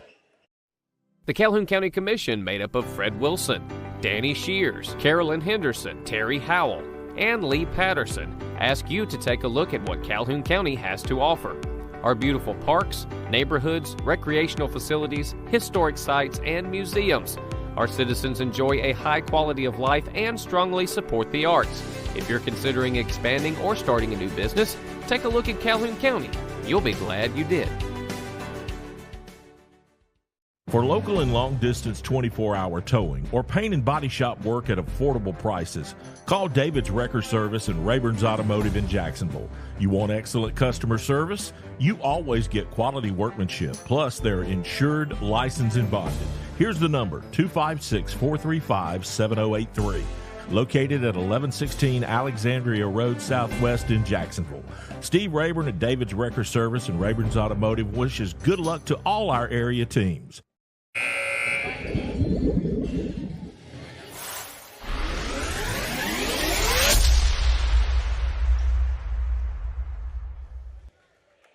Final 8 minutes of the girls' varsity action between Southside and Cherokee County as Cherokee County wants to pull off an upset. As here's the 3 up and good to begin this 4th quarter for Audrey Haygood. Haygood knocking it down. Haygood her first 3 as Cherokee County back in the lead. Back and forth throughout this game tonight. As Southside goes against the zone as Shaw makes the 3. Yep. Big-time players make big-time plays, James. There's Madison Shaw swishing the 3 from the near wing. A half-court trap for Southside as Haygood to Starr. And she throws it away. Davis on the steal, trying to beat the Cherokee County down the floor, and leaves it off for Shaw, who misses the layup, but Rose there to clean it up. Up to 22 and a timeout called for, a 30-second timeout for Justin Bowen and Southside. Kind of wonder if maybe Southside's going to set up some full court pressure now and try to spread this lead out a little bit, James. What'd we say? 6-8 points would be big. That's absolutely right, as 4 is the largest lead of the night for Southside. They had a 4-point lead early in the third quarter before Cherokee County took a 3-point lead themselves. Let me mention real quick, between the two games, Coach Miles Holcomb from here at Southside is supposed to join me at the table, and we will talk about the reclassification move, not only for Southside, but several other teams in the area that took place this past Monday, and, of course, the revision on Tuesday that the people in Munford still aren't happy about. Or Cleburne County either, for that matter. Back to action here at the Comp. Our first of 2 this evening. We'll see the boys' varsity teams come out after the conclusion of the girls' varsity teams. Star back out. Haygood. 3, no, as the rebound to Grace Ann Rose. Davis in the open floor slows things down. Marble over to Houston, who had that big 3 to end the third quarter for Southside. There's the cross-court pass over to Rose, back to Houston. Extra pass to Shaw. 6.5 minutes to go. Deliberate ball movement here. 4-point advantage for Southside. Marble, 1 dribble. Houston, entry pass to Rose, turns and misses the bank shot, gets the rebound. Out to Shaw, 3, got it. Madison Shaw. Shaw. See the miss, James, in the toss out, and there she is, just knocking it down. Madison Shaw heating up as Cherokee County throws it away. A little half-court pressure at that time for Southside as they're able to force the Lady Warriors turnover. Houston inbounds almost in front of us. Houston loses it. Not able to turn it over at least as Rose on the drive, and she'll have 2 free throws on the way. Bucks Island presenting the fourth quarter here tonight. So they'll call the foul on Audrey Haygood. That'll be her first personal foul. First foul for Cherokee County here in the fourth quarter. So Grace Ann Rose with a game-high 22 makes the first of 2. Perfect from the free throw line tonight. So 7 of 7 so far from the charity stripe. 1 more coming as Rose makes both free throws. Grace Ann Rose came in averaging 14.6 and has gone 10 points over that per game average. Cherokee County needs a bucket here as they're down at 47-38. Yeah, biggest lead of the night. And there's a look in close, no good for the Warriors as the rebound goes to Southside. Davis moves it ahead. She'll go in, and she'll get tripped on her way to the basket. And, boy, Cherokee County might have got a break there, James, because Southside had a player just wide open over here on the wing. So that's Nevaeh Gay Durgis with the foul as we will have a timeout here at the Comp. It'll be a full timeout, and we'll take the timeout with them, with Southside leading by 9 here on the FNN High School basketball game of the week. Advantage Tire and Alignment on Highway 202 in Anniston is so much more than just a new tire and rim shop. There's not enough time in this ad to tell you all the many things they can do to help keep your car in tip-top shape. Advantage Tire uses ASE certified technicians, so you know any work done is top-notch. Bottom line, if it needs repaired or replaced, they can probably do the job and save you money. And when it comes time for new or used tires and rims, Advantage Tire and Alignment prices just can't be beat. Stop in and see Bruce and the crew today. Advantage Tire and Alignment. 5:27 remains in tonight's girls varsity game between Cherokee County and Southside.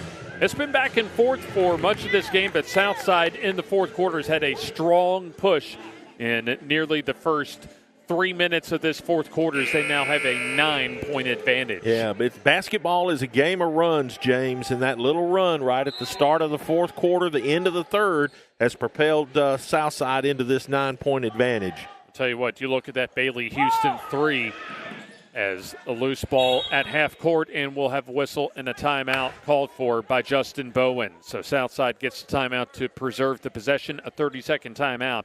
And I go back, at least in my mind, to that Bailey Houston desperation three at the end of the third. That may have been at least the momentum-changing play in this game. Yeah, she just jacked it up. And, you know, the other play, James, was the missed shot down here where they got the kick out and the three ball afterwards. I thought those two plays have kind of been the story of the latter part of this basketball game. And then Madison Shaw only had, I think, a couple of points at halftime, and now she has 13 and has gotten hot from the three-point line. And I think all of her two of her three-point makes have been here in the second half. So she actually had 5 at the half and now up to 13. Shaw to Yancey, over to Marble. Marble backs it out to use some clock. You just got to look for good shots now if you're Southside. Great movement as that leads to a free throw line opportunity for Grace Ann Rose. Well, she's had a big game, hadn't she? Not only a big game, a very efficient game, as that'll be the foul on Mary Hayes Johnson, her third. So free throws on the way. 24 and now 25 for Grace Ann Rose. Bailey Houston back in. Out will go Sarah Kate Yancey for the Lady Panthers of Southside. One more free throw to go. Rose will miss the free throw, her first of 10 attempts, and the rebound goes to Cherokee County. Johnson double-teamed at the far sideline as the entry pass to Gaydurgis goes out of bounds. Yancey back in. And you may notice with some of the Southside players, this is the first year that Justin Bowen has done this. The seniors get the names on the back of their jerseys. Pretty cool. So a new tradition for the Lady Panthers program. A star misses the first layup, gets it back, and will have a free throw line trip for 2. So Marble commits the foul, her fourth. And that'll be the first foul of the fourth quarter for Southside as Brooks. They called it on the floor, James. Oh, check that. I appreciate you telling me that. Thought that might have been a trip to the free throw line, but wasn't, as Gaydurgis might have gotten fouled. No whistle, as we'll have a traveling violation go on Southside. I think that might have been a give back right there. Yeah, I think so. I thought I heard a little arm on that shot for Gaydurgis, but Cherokee County will have the basketball. Back in the game will be Givens for Cherokee County. Haygood met with a double team. Givens nearly traveled herself as here's Johnson's three. That almost banks in. Rebound goes off of Johnson, out of bounds. Yeah, the wheels are kind of coming off for Cherokee County right now. Nothing going their way. Yeah, 48-38 in favor of Southside, as Cherokee County has given Southside everything that they could give so far tonight. Yeah, looked like Coach Burton wanted to go to a little pressure defense right there.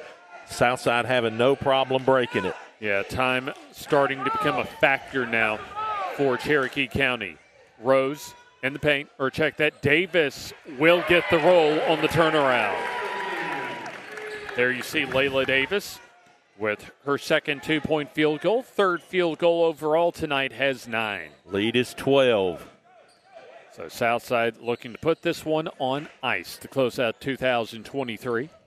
There's the drive, and the shot for Haygood is up and good. Audrey Haygood, that is.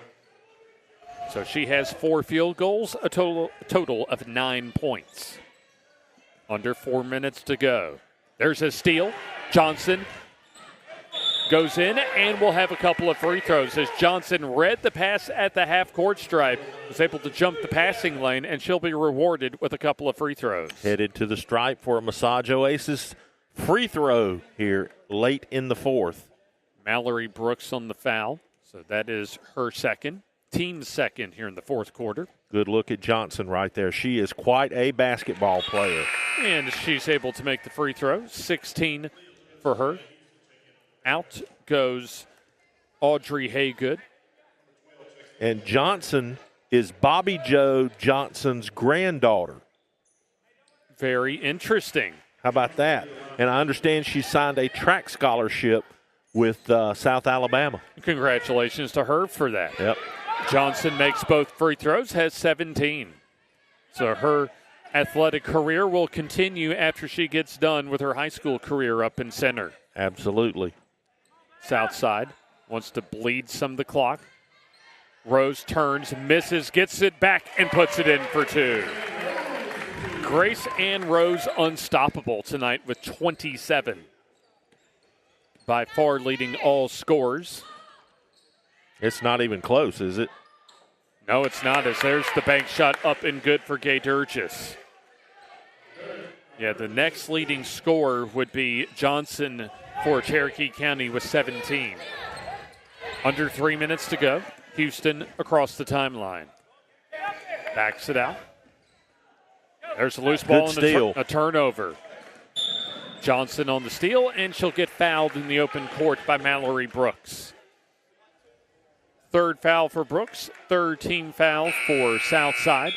3 substitutions. It'll be Marble, Shaw, and Yancey all in for Southside. And Justin Bowen kind of emptying his bench now. 8-point advantage for Southside as Cherokee County can make it a 6-point game or a 5-point game with a 3. It's not over yet. Well, Shaw comes in and intercepts the pass and gets the steal. Yancey drifts across the timeline, slows things down at 2.5 to go in tonight's game. Shaw dribbles once over to Houston. Over to the far side. That'll be Marble. Yancey on the dribble. As a little keep away as Marble gets free and lays it in for 2. Snuck in the back door that time as Marble able to record her first points of the night. Southside used about 50 seconds of the game clock as there's a hard fall that time for Sarah Kate Yancey as the ball goes out of bounds off the Southside. 1:57 remains in tonight's girls varsity game as the boys varsity teams here on FNN coming up later this evening. Also, Coach Miles Holcomb joining us between games. Here's the 3 up, and that rattles in for Audrey Haygood. So she has a dozen, as we'll take a second look at that 3 ball, and trouble on the inbounds. And we'll have, looks like a timeout called for by Justin Bowen before the 5-second violation. Yep, trying to save the possession there. David's Appliance presents our timeout. And looks like it's a full, so let's grab it ourselves. We'll be right back with the finish of this one coming up on FNN.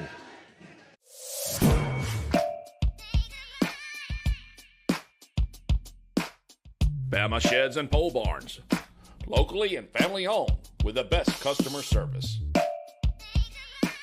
Custom built to fit your needs with free delivery and setup. Design and price online or stop by and see what we can do for you. Nobody beats our prices and nobody beats our quality. Built in Alabama, made in Alabama. BamaSheds.com. 1:44 left in tonight's girls varsity game between Southside and Cherokee County, and Southside has been able to build as much as a 12-point lead here in the fourth quarter, but right now it's a 7-point lead for Southside as the Panthers trying to win their 12th game of the season. All right, let me see how much attention you've been paying over the season now. Don't buy a boat till you get a Bucks quote. There you go. All right. In fact, Bucks Island not too far away from Southside. You drove right by it coming up here. That's exactly right. And so did we. 1:44 to go. There's the home run pass. Behind the defense, Marble goes in, and she'll stick it in for 2. And so she has 4, extends the lead up to 9. Desperation time for Cherokee County with less than 90 seconds remaining in the game. Yep, got to get shots up now. Half-court trap for Southside. There's Gay Durgis, finds Givens. Extra pass Johnson for the contested 3, no, and the long rebound to Marble. Marble's played some really good minutes over about the last 90 seconds or so for Southside. 1 minute to go in tonight's game as there's a foul, the 4th, at least in the quarter, for Cherokee County, and that will go on Garmany. Or at least check that, I should say, for Audrey Haygood. That'll be her second. And now after the next foul, we'll shoot 2 free throws, right? Right on cue that time as Mary Hayes Johnson picks up her 4th in there are your free throws, Jim. Yep, coming to the stripe. Some Massage Oasis free throws straight ahead for the Southside Panthers. 59.4 seconds to go. You know, I am sure Justin Bowen is going to tell you when we talk to him after this game that this is the kind of matchup they needed, that they wanted. Certainly Cherokee County's given Southside a test as Marble missed the first free throw. Cherokee County is going to be around in February. I think you're right about that, as both free throws missed by Marble. This is a good-looking girls team, and this is a 4A team now. Keep that in mind. You're right about that, as there's a traveling violation, however, on Audrey Haygood. Yeah, coach sitting here next to me wanted a foul, and, of course, he didn't get it. A 9-point lead for Southside. Marble with the home run pass, but Cherokee County ready for it as Johnson comes up with the steal. Quick shot up, and that's way over the rim for Givens as the rebound to Southside. Under 40 seconds to go as the foul for Mary Hayes Johnson, as I believe that'll be her 5th personal foul. If it is, she's done for the night. She can pack it in.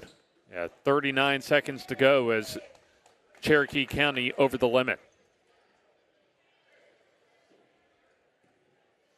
Apparently, I think it's maybe just her 4th foul because she'll remain in the ball game as Marble for 2 more free throws. This one good.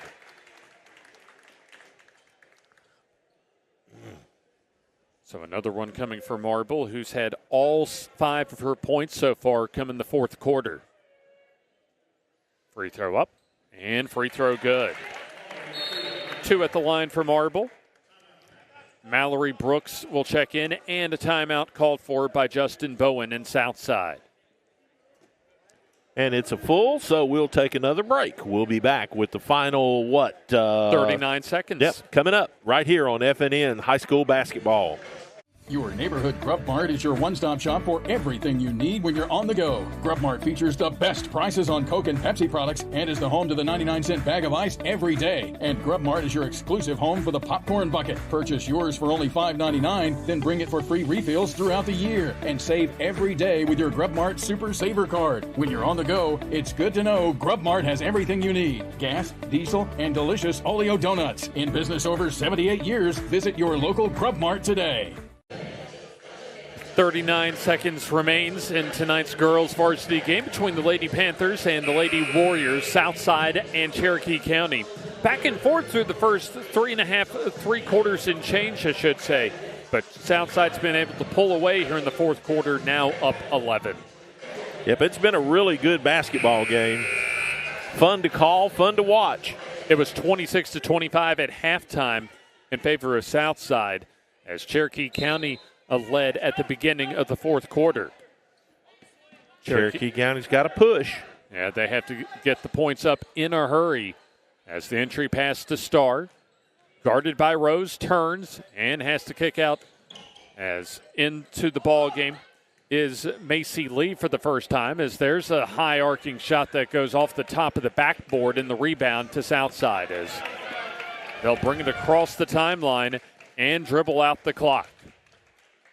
So it's going to be a 58-47 victory for Cherokee County, but the Warriors playing a lot closer than the score indicates as Southside survives a feisty challenge tonight from Cherokee County.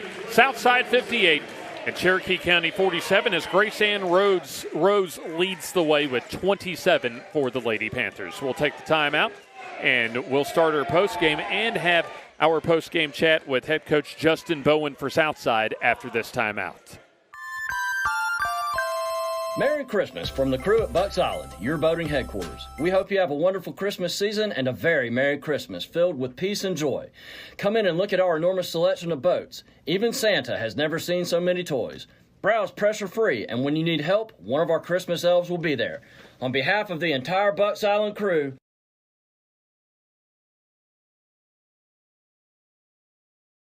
For local and long-distance 24-hour towing or paint and body shop work at affordable prices, call David's Wrecker Service and Rayburn's Automotive in Jacksonville. You want excellent customer service? You always get quality workmanship. Plus, they're insured, licensed, and bonded. Here's the number, 256-435-7083. Located at 1116 Alexandria Road Southwest in Jacksonville. Steve Rayburn at David's Wrecker Service and Rayburn's Automotive wishes good luck to all our area teams. A final in the girls varsity action as Southside defeats Cherokee County 58-47. Let's send it over to Jim Jacobs with head coach Justin Bowen for Southside. Free ball at the end of the third quarter really just gave your girls a lift, and it just went uphill from there for you. Yeah, I thought we did a really good job. The first part of the game, we weren't hitting many shots like we normally do, but luckily on the back end, Madison locked in and hit several threes. We had some girls make some really, really big plays, and then ultimately I think we got into our press, our zone press, like half-court press at the end of the game, and I think that's where we were able to kind of extend a little bit of a lead. So really tough game. Like they got after us pretty good, but it was fun game to be a part of. Not a bad performance by this young lady to my right here. 27 for you tonight. Yeah, wow. Yeah, I don't keep up with the points till the end, but that's pretty awesome. But Grace Ann's been steady for us all year. She's usually in double digits for us. Does a great job rebounding. Is a great leader on the floor. So it's no surprise to me. She's a great player and works really hard. Go celebrate with your kids. Let me talk to her. Appreciate it. All right, young lady, that C right there, what's that stand for? Captain. I think you earned it tonight, don't you? Yes, sir. Thank you. Talk a little bit about the game tonight. I mean, it was nip and tuck, back and forth, and it looked like you guys got a little bit of a push at the very end of the third quarter that was the difference. Yeah, so we came out strong with offense, but we were struggling with defense, really, and then at a halftime, we really locked in, and I thought we came out and hit a bunch of big shots that really pushed us forward. It looks like you really like to play that tough ball down in the paint. I do. It's one of my favorite things. I like shooting, but I really like getting down with people. I know that the goal for this bunch is back to JSU come February and maybe on to Birmingham. Yes, sir, 100%. That's definitely the goal.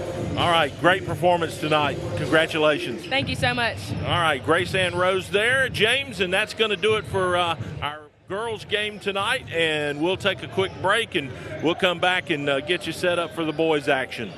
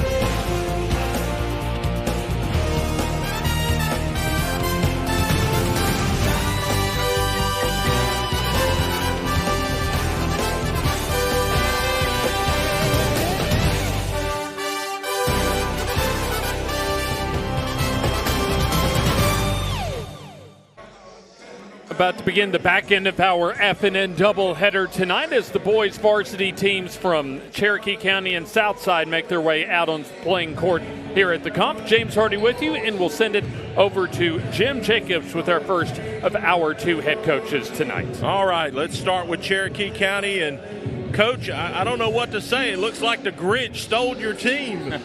Yeah, we're having to play some guys that normally don't play at this level, but we just got to come out here and compete and play the best we can. We got a basketball, so we got to go as hard as we can, do what we can to try to win the game. Okay, before the bug hit you, for folks that are, finding out about Cherokee County basketball for the first time this season, tell us how your season's gone so far.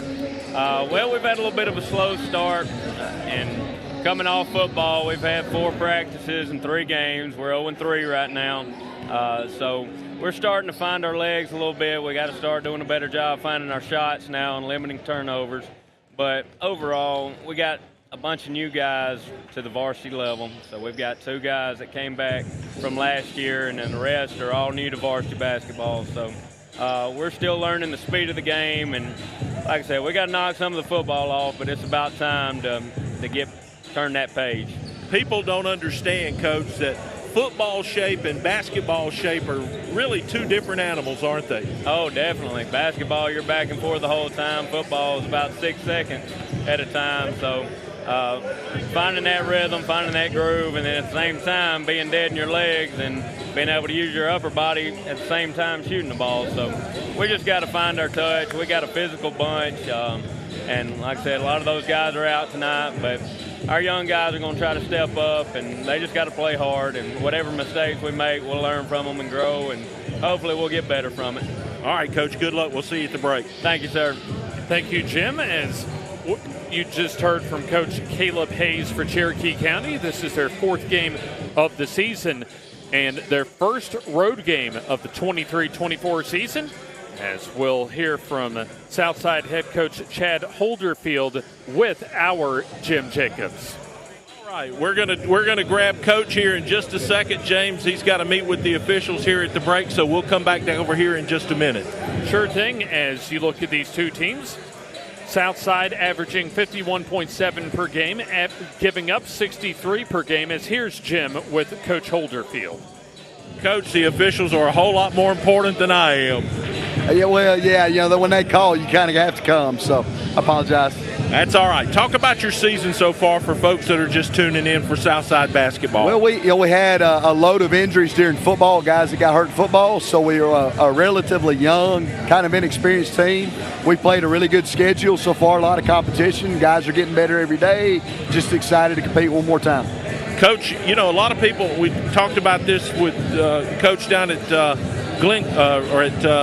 Cherokee County here just a moment ago. A lot of people don't understand the difference between football shape and basketball shape. It's a real adjustment for the guys, isn't it? It does. It takes a little bit of time. About half of our guys are football guys, so it takes them about 2 or 3 weeks, but they should be there by now, so hopefully we're ready. Keys to the game tonight for you guys? We need to do a good job of physicality. We need to do a great job rebounding. Need to be really good defensively, not turn the ball over. See you at the break. Yes, sir. Thank you. Thank you, fellas. As Cherokee County will take on Southside. And for the Southside Panthers, 2-9 overall on the season. And they dropped their first area game to Alexandria here at the Comp last weekend. Looking ahead for Southside, they'll have one more game here in the 2023 calendar year, a short trip over to Gadsden, just a few miles up Highway 411 in the Gadsden metro area. And then Cherokee County will have their next game after today to begin the new year on January 2nd in Alexandria. Hey, let me tell you something. Football shape and basketball shape apply to announcers too. Right. But we're certainly rolling out the basketballs as far as our FNN high school basketball, a game of the week after a 17-week and then some football season as far as the 23 football season. Let's get some starting lineups for you.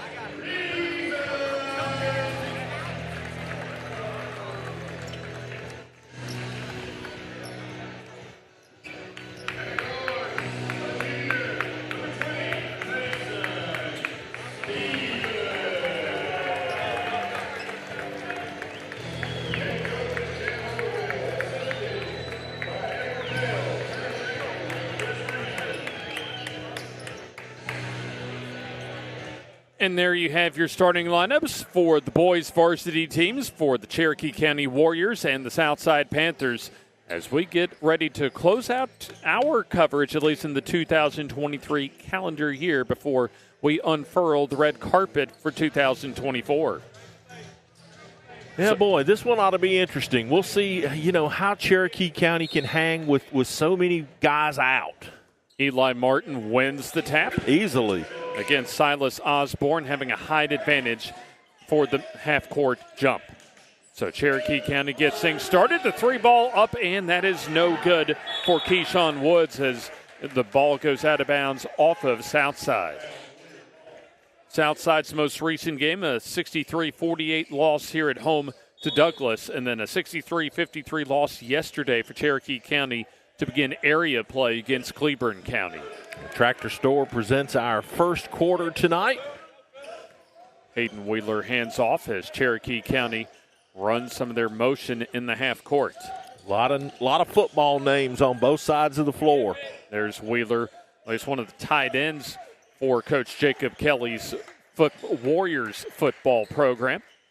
Woods on the drive, lays it up and in, and he's going to have a chance for an old-fashioned three-point play. And let me tell you something. We saw him in the backfield for Jacob Kelly this year, and he is quick as a cat. Absolutely. I'm sure he'll be taking on a lot of that load that Jacob Cornejo had this season for next year. So first Southside foul as Woods misses the free throw off the side rim. Caden Reason with the rebound. Pushes it ahead for Southside. There's McMichael on the kickout. Southside on the drive as the missed layup by Osborne, and the rebound goes to Cherokee County. Cherokee County in search of their first win of the year. There's a forced bank shot, no good for Rogers. Gets his own rebound, and will have a trip to the free throw line coming up for the Warriors. Both these teams kind of just really getting going, off the football season, James. Indeed. Mason Stevens, one of those players as far as on the Panthers football squad with the foul. There's the free throw off the side rim, and no good for Cooper Rogers, a member of another state runner-up football team for Cherokee County. Massage Oasis presenting our free throws tonight.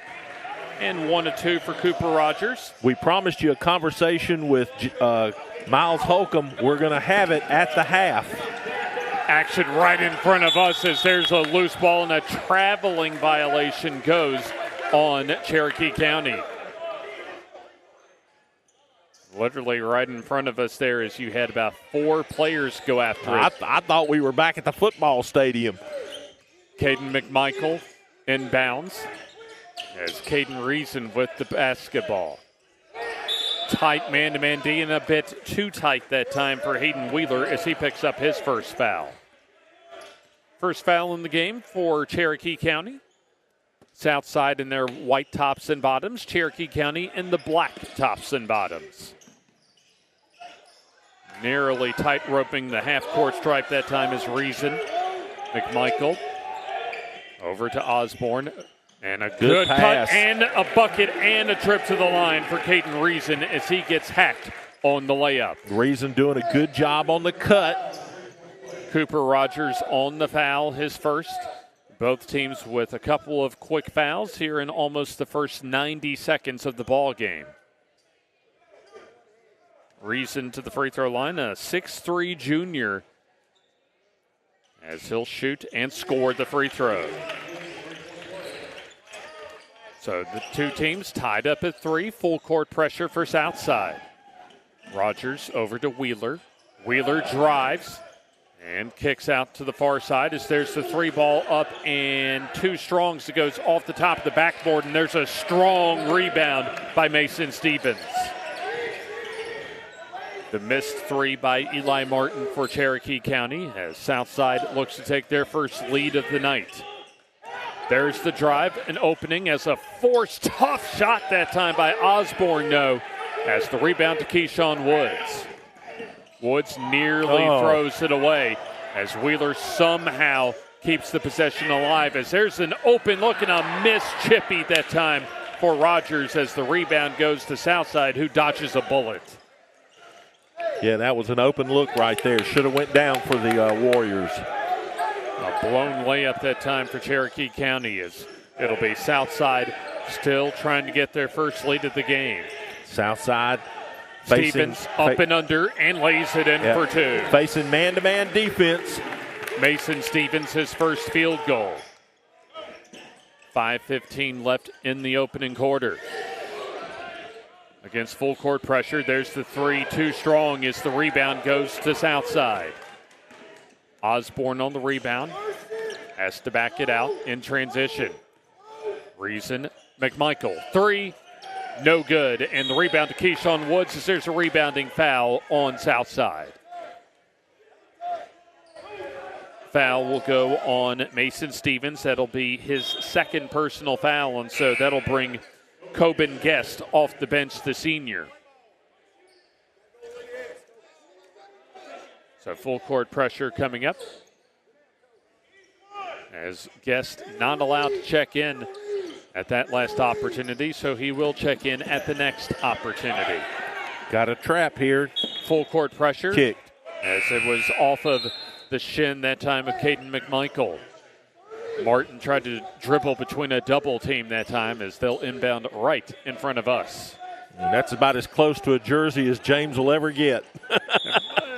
There's an over and back violation. Just a mental lapse that time for Cherokee County as Martin threw the ball a little bit too early that time for Hayden Wheeler. Wheeler was not set as far as the front court positioning. So Southside will get the ball off the turnover. Coach Holderfield mentioned as far as some of the injuries, and you look at Reed Robinson and you take a look at that right knee all bandaged up in a brace as he'll fall away and bank it from near the three-point line. We'll take a second look at that fall away. Bang. A step back fall away. There's a steal and the layup for Silas Osborne. Osborne with a couple and a timeout for Cherokee County. Caleb Hayes calls the timeout. The first of this ball game with 4:16 to go in the opening quarter. This will be a 30-second timeout. So we'll keep it right here as David's Appliance up in center presents our timeouts tonight.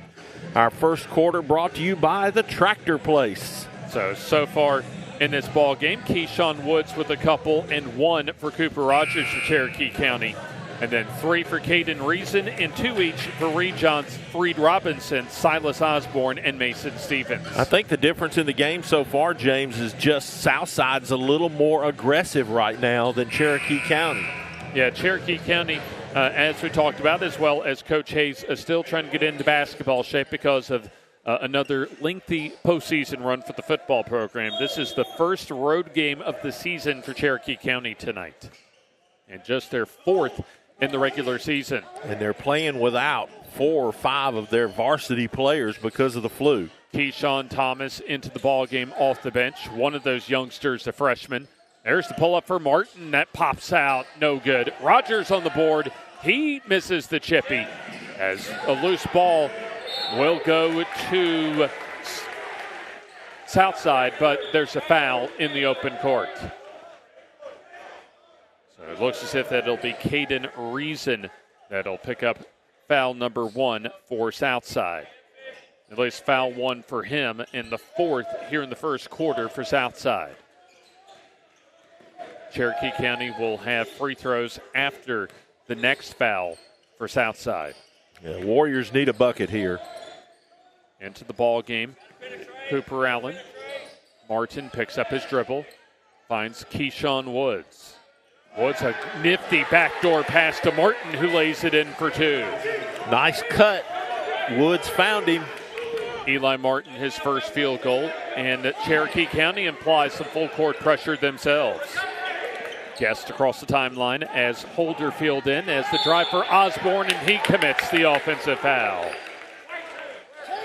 Player control foul, so no free throws on the first foul by Silas Osborne as Hayes Cosby comes in for Southside. McMichael out for the Panthers. 4-point advantage for Southside.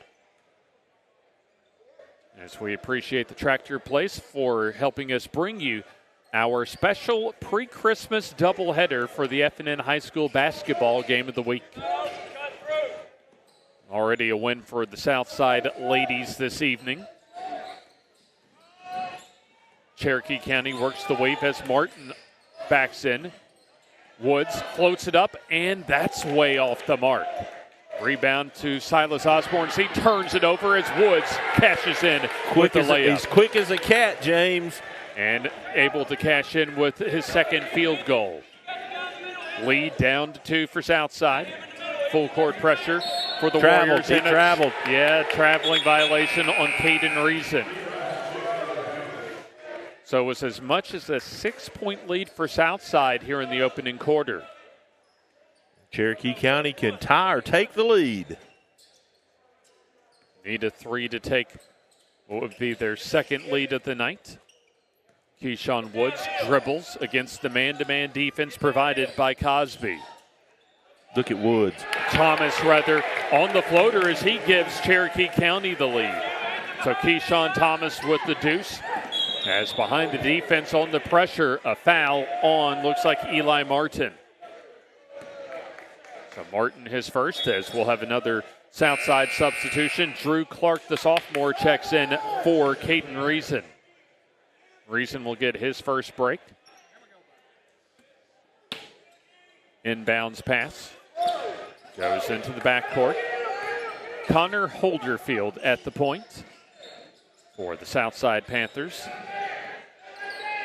Clark at the top of the key. Here's Holderfield for the 3. That's no good. Rebound to the Panthers. Clark turns, misses, gets it back, and banks it in for 2. Drew Clark, his first field goal. Southside back in the lead by a couple. Under 2 minutes to go, opening quarter. Cherokee County works the weave. Martin for the triple. Yes. Nice job on that. Watch him here now. He'll square up. Nice soft rotation. Swish. I think that almost hit the rafters that time as Thomas comes up with the steal for Cherokee County. So the pressure pays off for the Warriors as underneath the basket, here's Glass putting it up, and he'll have a trip to the free throw line.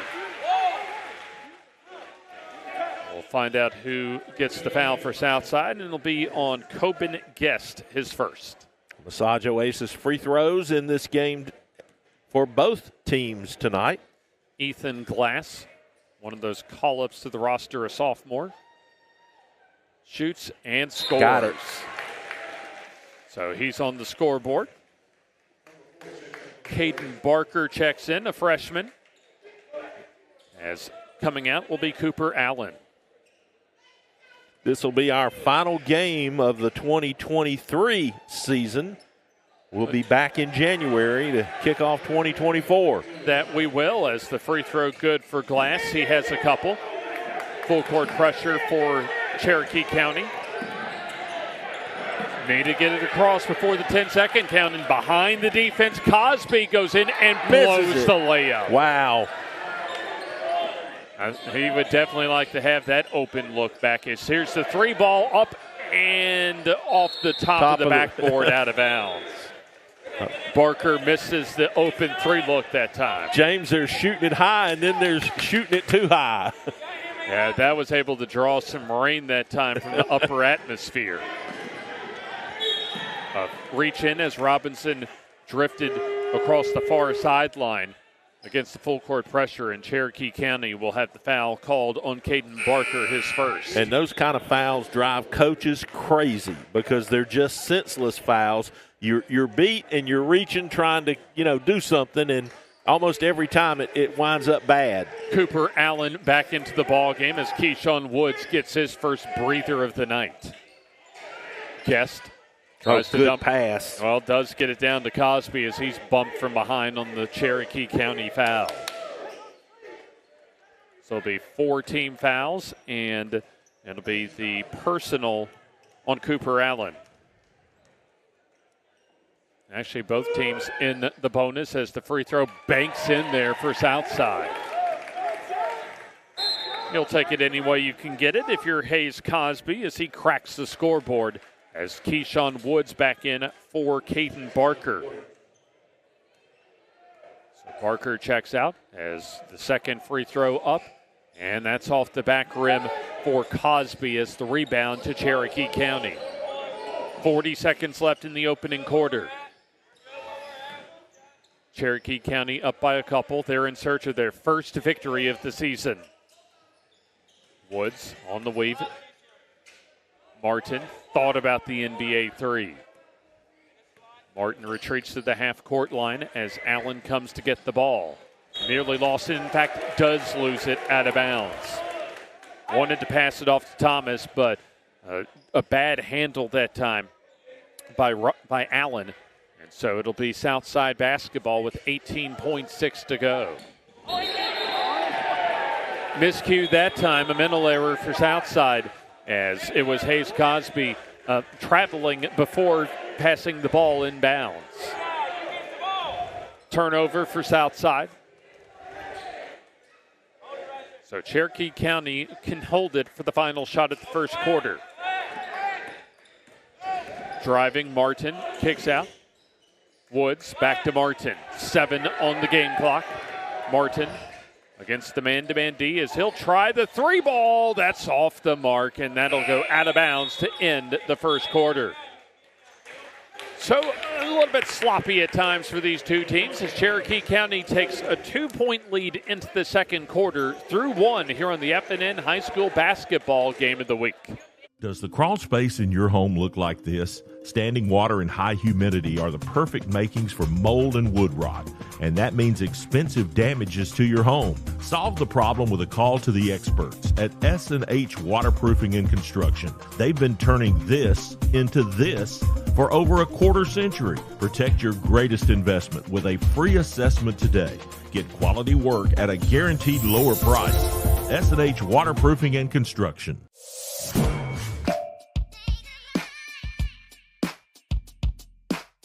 Bama Sheds and Pole Barns, locally and family owned with the best customer service. Custom built to fit your needs with free delivery and setup. Design and price online or stop by and see what we can do for you. Nobody beats our prices and nobody beats our quality. Built in Alabama, made in Alabama. BamaSheds.com.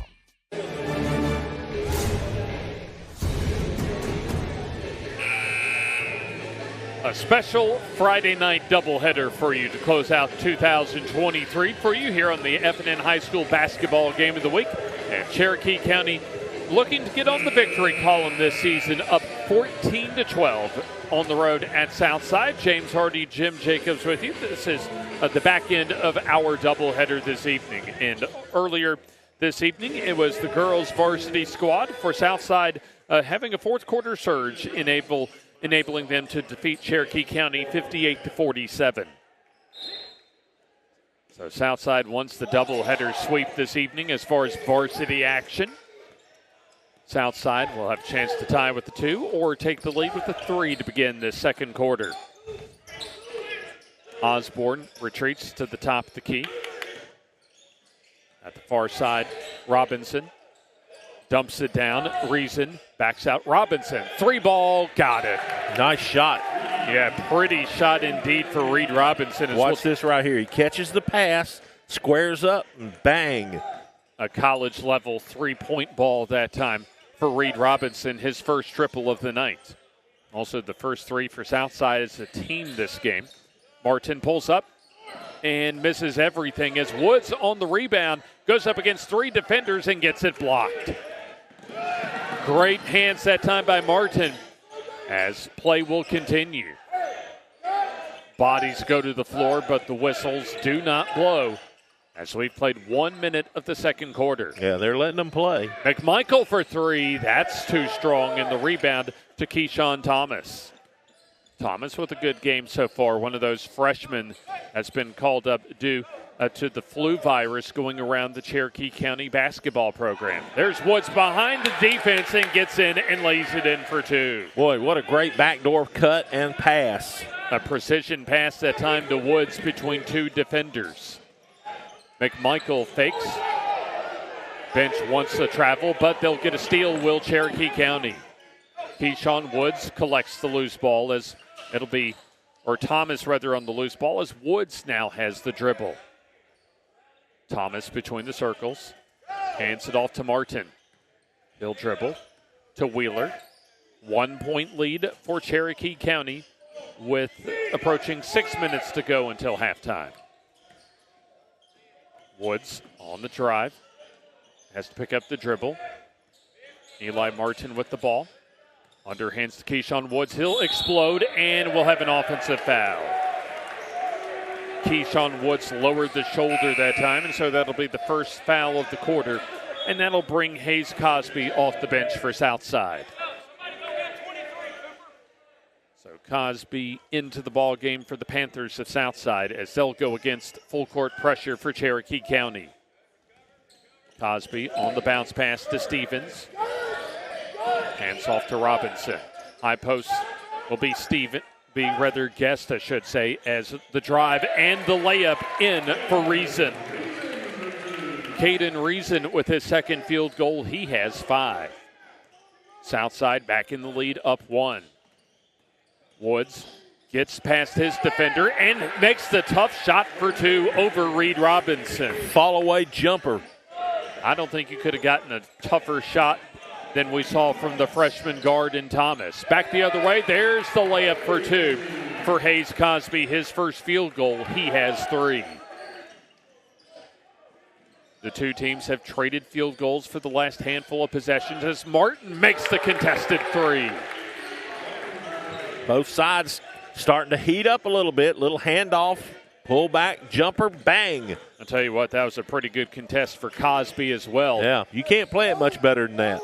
Martin with the 3 here's the 3 off the side rim, no good. Good box out position for Woods as he'll draw a foul on Southside. So we'll see who they'll whistle the foul on, and that'll go on 23, Coben Guest. That is his second personal, so that brings Holderfield and Clark off the bench for Southside. Also, Hayden Wheeler checks out for Cherokee County. 2-point advantage for Cherokee County. 4 minutes, 36 seconds and counting here in this first half. An open lane for Woods as he floats it up and in for 2. So the freshman playing some quality minutes for Cherokee County as he's up to 6 points. Woods is a good little basketball player. Up against the full court pressure will be Cosby as Holderfield will find Reason. On the dribble, Osborne kicks out Clark. Hands off to Cosby. 3 ball up, and that's in the hole for Reason. Caden Reason with the 3 as we'll take a second look as he sizes that one up and finds the bottom of the net. 1 point lead for Cherokee County as they have the basketball. We're halfway through the second quarter as Woods lost the handle but got it back to Rogers as he took some steps on the travel. Or check that Cooper Allen on the travel for Cherokee County. 1 point advantage for Cherokee County as Southside will go up against the full court pressure with a chance to take the lead. As Bama Sheds and Pole Barnes brings you the second quarter here tonight from the comp at Southside. Good steal. Woods on the steal, and then he fell. Might have gotten tripped, but no whistle except for the travel. Sloppy on both ends that time as Southside very careless with the basketball, as that'll bring Caden McMichael back off the bench for Southside. Yeah, you can kind of tell, James, that both these teams are trying to find themselves early. Yeah, they are. Southside just 2-9 so far in the year, and Cherokee County still trying to find their first win on the year. Home run pass too far for Connor Holderfield as that goes out of bounds to Cherokee County. So the two teams trade 3 turnovers in the last 10 seconds. And Cherokee County will have a chance to extend on the 1 point lead. Allen on the dribble. Hands off to Woods. Woods picks up the dribble. Finds Martin. We'll have Hayden Wheeler checking at the next whistle. Allen On the drive to Woods. Floats it up off the glass, no, but he's going to the line for 2 free throws. 2 team fouls here in the second quarter for Southside, and it'll be double Nichols on the foul for Caden McMichael. Keyshawn Woods with 6 points so far and stays that way as that's off the back rim. No good. Woods, a promising athlete on the football field for Coach Jacob Kelly, as he was kind of the change of pace back for Jacob Carnejo this season. Free throw up, and that's no good. Rebound goes to Drew Clark as Southside wants to push the tempo. McMichael down the lane, kicks out. Reason for 3, no good. Rebound to Southside as the putback, no. As he'll be a third try for Southside. And that was a wild effort that time for Cosby, as that's brought down by Cherokee County. Martin dribbles, loses it. Good defense by McMichael as Cherokee County able to get it back on the scramble. Wheeler will slow things down and hand off to Martin. 2:25 to go. A fairly rapidly played second quarter. As trying to back his way in will be Glass as he loses it and nearly turns it over as there's a foul on Southside. A scramble for the ball as they'll call Drew Clark on the foul, his first. Martin inbounds at the baseline. Glass over to Woods. Finds Martin off the screen. Woods floats it down to Glass. Turns.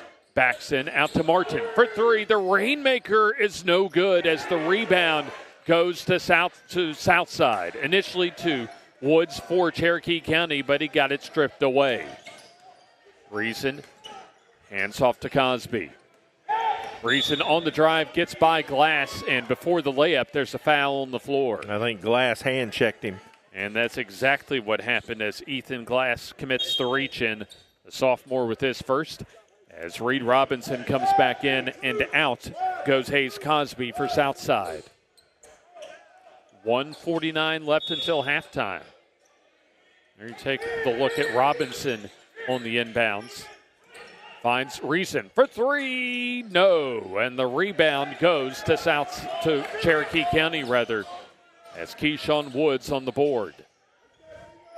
Woods backs in, turns and shoots the 15-foot fadeaway. That's no good.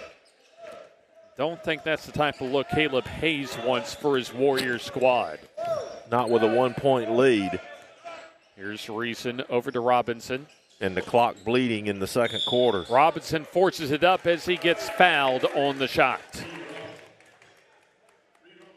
They'll call the foul on Hayden Wheeler, and that will be his second personal foul. 1-point lead for Cherokee County is the first of 2 good for Robinson. Reed Robinson with 6. Southside averaging just under 52 points per ball game. Cherokee County just under 48 points per ball game in 3 games this year. Free throw hits every part of the rim and plinkos around and falls through. So Robinson up to 7. Southside on top, 24-23. Late moments of the first half as there's a bad pass and a steal for Southside. Clark on the steal, slows it down, and finds Holderfield. Over to McMichael. There's the skip pass to Robinson. Robinson trying to create space, drives baseline, leaves it off for McMichael, who misses the layup too strong. Clark on the board, pounds it, shoots, no. Rebound to Reason as he'll get fouled right under the basket. What's that, 4 looks for Southside? None of them went. Yeah, Hayden Wheeler on another foul, so that'll be his third. As Cooper Allen back in, and Wheeler will sit the rest of the first half. Foul on the floor, so McMichael to inbound at the baseline. Holderfield fakes, stops and shoots and misses from 15. Loose ball goes to Cooper Allen. 35 seconds remain in the first half. The dribble for Allen as he'll hand off to Cooper Rogers. Woods dribbles with 25 to go in the first half. Martin plays a little yo-yo, or at least a little two-man catch with Allen. 13 seconds to go as Cherokee County will hold for the final shot. At least it looks that way. Martin with 7, backs out. Now goes in against Reason, forces it up, no, as Clark gets the loose ball and then just baseball passes it into the hole for the 3 ball. Goodness gracious. Watch this, James. Right before the end of the first half as Drew Clark just throws the baseball pass and finds the basket. Boy, Christmas came early for that young man. That it does, as Southside takes a 27-23 lead, as we'll take a third look at that ball going into the hole from 3/4 court to close out the first half. We'll take this halftime timeout, and we'll talk with head football coach Miles Holcomb after this timeout here on the FNN High School Basketball Game of the Week. Does the crawl space in your home look like this? Standing water and high humidity are the perfect makings for mold and wood rot, and that means expensive damages to your home. Solve the problem with a call to the experts at S&H Waterproofing and Construction. They've been turning this into this for over a quarter century. Protect your greatest investment with a free assessment today. Get quality work at a guaranteed lower price. S&H Waterproofing and Construction. The Calhoun County Commission, made up of Fred Wilson, Danny Shears, Carolyn Henderson, Terry Howell, and Lee Patterson, ask you to take a look at what Calhoun County has to offer. Our beautiful parks, neighborhoods, recreational facilities, historic sites, and museums. Our citizens enjoy a high quality of life and strongly support the arts. If you're considering expanding or starting a new business, take a look at Calhoun County. You'll be glad you did. For local and long-distance 24-hour towing or paint and body shop work at affordable prices, call David's Wrecker Service and Rayburn's Automotive in Jacksonville. You want excellent customer service? You always get quality workmanship, plus they're insured, licensed, and bonded. Here's the number, 256-435-7083. Located at 1116 Alexandria Road Southwest in Jacksonville. Steve Rayburn at David's Wrecker Service and Rayburn's Automotive wishes good luck to all our area teams.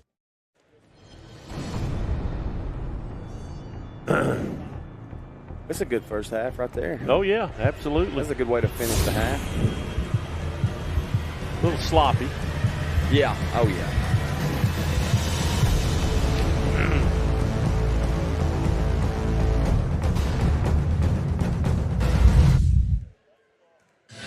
And welcome back to halftime here at Southside High School as the Panthers take a 27-23 lead over Cherokee County into the break. And pleased to be joined here at the table now by the head football coach of the Southside Panthers, Coach Miles Holcomb. And grade reclassification for me. Yes, sir. Well, I mean, for us, we had a pretty decent idea that we were going to go 6. Yeah, because you pretty much told me you thought that back when we talked in August. Yes, you sir. thought it was going to happen. Yes, sir.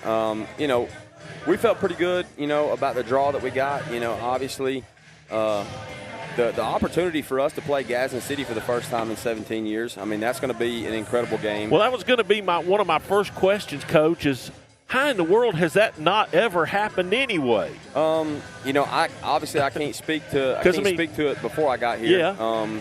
At the last reclassification, when I was looking at, you know, me and Coach Smith had spoke. We were talking about, you know, what we do. You know, is there a way that we could get it on the schedule?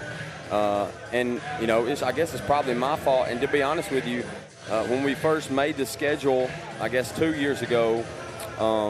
I just didn't feel like we were in the right place as a program to put them on the schedule to be able to compete consistently, you know, year in and year out.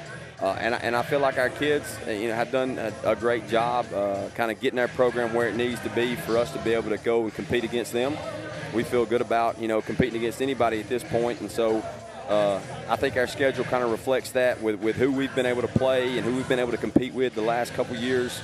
Now, I see you still been able to keep Coach Rob on the schedule. Oh, yes, sir. Them moving up to 4A obviously helped us, but we were going to play them regardless. I think we had talked in the past. I mean, I think there's only been 2 years since 1970 when Southside and Hoax Bluff haven't played each other. And so I wasn't going to be the one, to try to take Hoax Bluff off the schedule. And especially when you look at it, you got a bunch of different Huntsville area teams. And so the rivalry between Southside Hoax Bluff, you want to keep that, obviously with home gates. It's a good gate money game for sure. And obviously I don't really know a whole lot about some of those schools. I know Fort Payne, I know Gadsden City. I know, Coach White and Coach Ball at Mae Jemison, but I really don't know Mae Jemison's program. And then everybody else, I don't really know that much about their programs. Well, there's a lot of guys struggling to try to keep some of their rivalry games together, but it looks like you guys have come out really well in all this because Etowah's still on the schedule, and we all know what kind of game that is every year. Absolutely. We always talk about the fun thing to me is that, we always talk about there's an Etowah County tournament in basketball. Right. Well, we don't really have like an Etowah County tournament, obviously, in football. But this year for us, we have the ability to play Hoax Bluff. We have the ability to play Etowah Week 5. We got Gadsden City Week 8. You win those 3 games, I guess you can consider yourself Etowah County champs, couldn't you? Well, and I think on top of that, Coach, the cash till ought to be pretty good after those 3 matchups for the schools. Well, because, and I mean, let's face it, that's important. Oh, it's completely important. We want to provide the best experience possible for our student athletes, and you can't do that without money. And I mean, we got teams down in our neck of the woods like Munford and Cleburne County that got reshuffled because of the mix-up with the numbers. And the only way they're going to get some good gates out of these games is if they bus them in, because they've got teams that just aren't going to travel that far. Well, and then when you look at our other non-region games, obviously we open up with Guntersville, who's coming off a 12-2 season and a semifinal run, beating Pleasant Grove, so they're going to travel. Coach Reese obviously does a great job with them. And then to finish the regular season with Coach Probst and Pell City, they're going to travel, and they know that we're going to travel to them. And so, it's one of those schedules where we want to try to find a way to compete against, some really quality programs, and we want to play our local teams and our local rivals, and then find a way to, obviously start a new rivalry with Gadsden City, and I'm excited about it. Coach, talk a little bit about where your team's going to be after graduation. I mean, obviously the names that we know really well that stood out for this program the last couple of years aren't going to be there come fall. How are you set to make that transition up to 6A? Well, I think, unfortunately, the unfortunate part is for us, with us having to go through so many injuries the way that we went through this year. Right. We bring back, 8 guys on offense and 9 guys on defense from a team that ended up going 8-3 this year. Offensively, we're going to bring back, 4 of our 5 offensive linemen pretty much, or at least when you look at the guys who started week 0, we'll bring back 4 of those 5. When you look at, our backfield, obviously we'll lose Mason. G going down, against Hoax Bluff was brutal. But Jordan came in and stepped in. Jordan comes back. We lose our, 2 guys on the perimeter, which Scotty goes down after the Springville game. We lose Cade and we lose Cody Cooney to graduation. And so for us, having to find a way to replace guys on the perimeter is going to be something that we're going to have to address this offseason. We're going to have to find some guys inside the program that's going to be able to, have an opportunity to step up and be able to find ways to make plays for us. And I think we got a couple guys that can do that. Defensively, we lose Titan, and I think everybody kind of knows what Titan's meant to our program defensively. Yep. And then we lose Brody Burnett, at corner. And we'll, we're going to be able to bring a bunch of guys back. We're going to be able to get a bunch of guys back, that we didn't end up having last year. I think up front for us, across the front for us, offensively, we'll have one guy that's smaller than 6'4", 260, which is, something they ain't a whole lot of people can say. Our tight end's going to be a junior. He'll probably be about, 6'3", 215 pounds. Our fullback's going to be a junior. He started, 9 games for us here, really 10 games for us this year. We'll bring back a lot of experience that we really didn't know we were going to bring back going into the season this year. Coach, I feel like the line between the region you're in and the region you could have been in did you a favor, because you're not with that bunch, Oxford, Pell City, Clay Chalkville. That's the last 10 champions, ain't it? That's what I seen a stat of. One of my best friends. If you got to go up, let's go up somewhere else. Yeah, absolutely. Once you get in the playoffs, you're in. You play in quality programs week in and week out. Obviously we've had to see, in the past couple of years, we've had to see Ramsey, and then we've already had to see Mountain Brook before. We've had to see Clay Chalkville before. So you're going to get a quality program either way, And so problem is you just need to get in the playoffs. You need to find a way to get in. Clock's telling us it's time to shut up. Coach, yes, thanks for coming by. Merry Christmas. Merry Christmas. Good to see you. Coach Miles Holcomb of the Southside Panthers. We will be back to get the tip underway for the second half here on FNN. Stay with us.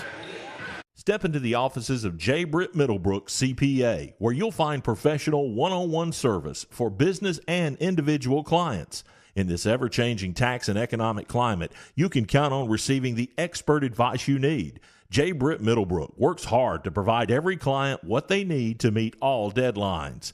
Tax season will be here soon. For all your accounting service needs, call or stop by at 1913 Berry Street in Oxford. That's J. Britt Middlebrook, CPA.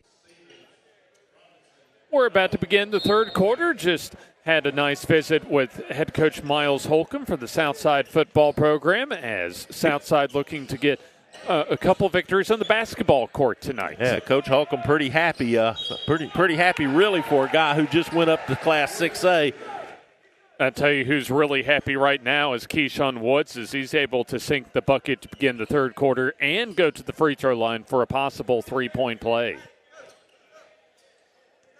In basketball, James, coaches will tell you how you come out in the first 4 minutes of the second half can really set the tone for the rest of the game. So we'll see who wins the first 4 here as S&H Waterproofing and Construction presents our third quarter. Well, Cherokee County able to force the tie-up, as it'll be Southside ball. But I tell you what, Miles Holcomb should also be happy because his football program, at least even with a first-round loss in the playoffs, had a breakthrough year this past football season. Yeah, and I think he feels like they can compete in the region they're in, and they got a really tough schedule ahead of them next year, but it'll be interesting to watch and see, and I'm sure we'll see a game or two on the FNN high school football game of the week. I imagine we will, as Reason goes in and lays it in off the assist from Caden McMichael. So Caden Reason, who had 8 in the first half, now into double figures with 10, as there's the floater no for Woods as the rebound to McMichael. Southside up by 4 as the ball goes out of bounds to Southside. Cherokee County only playing their 4th game of the season. This is their first road game of 2023-24, as they got their season started late due to their football success for the second year in a row. There's a couple of pump fakes and then the scoop and the score for Mason Stevens. Yeah, both teams looking a little ragged, like they're coming off football. Which they both are. That's right. Of course, Cherokee County coming off of another Super 7 appearance in Tuscaloosa this year, as the foul goes for Southside on Connor Holderfield.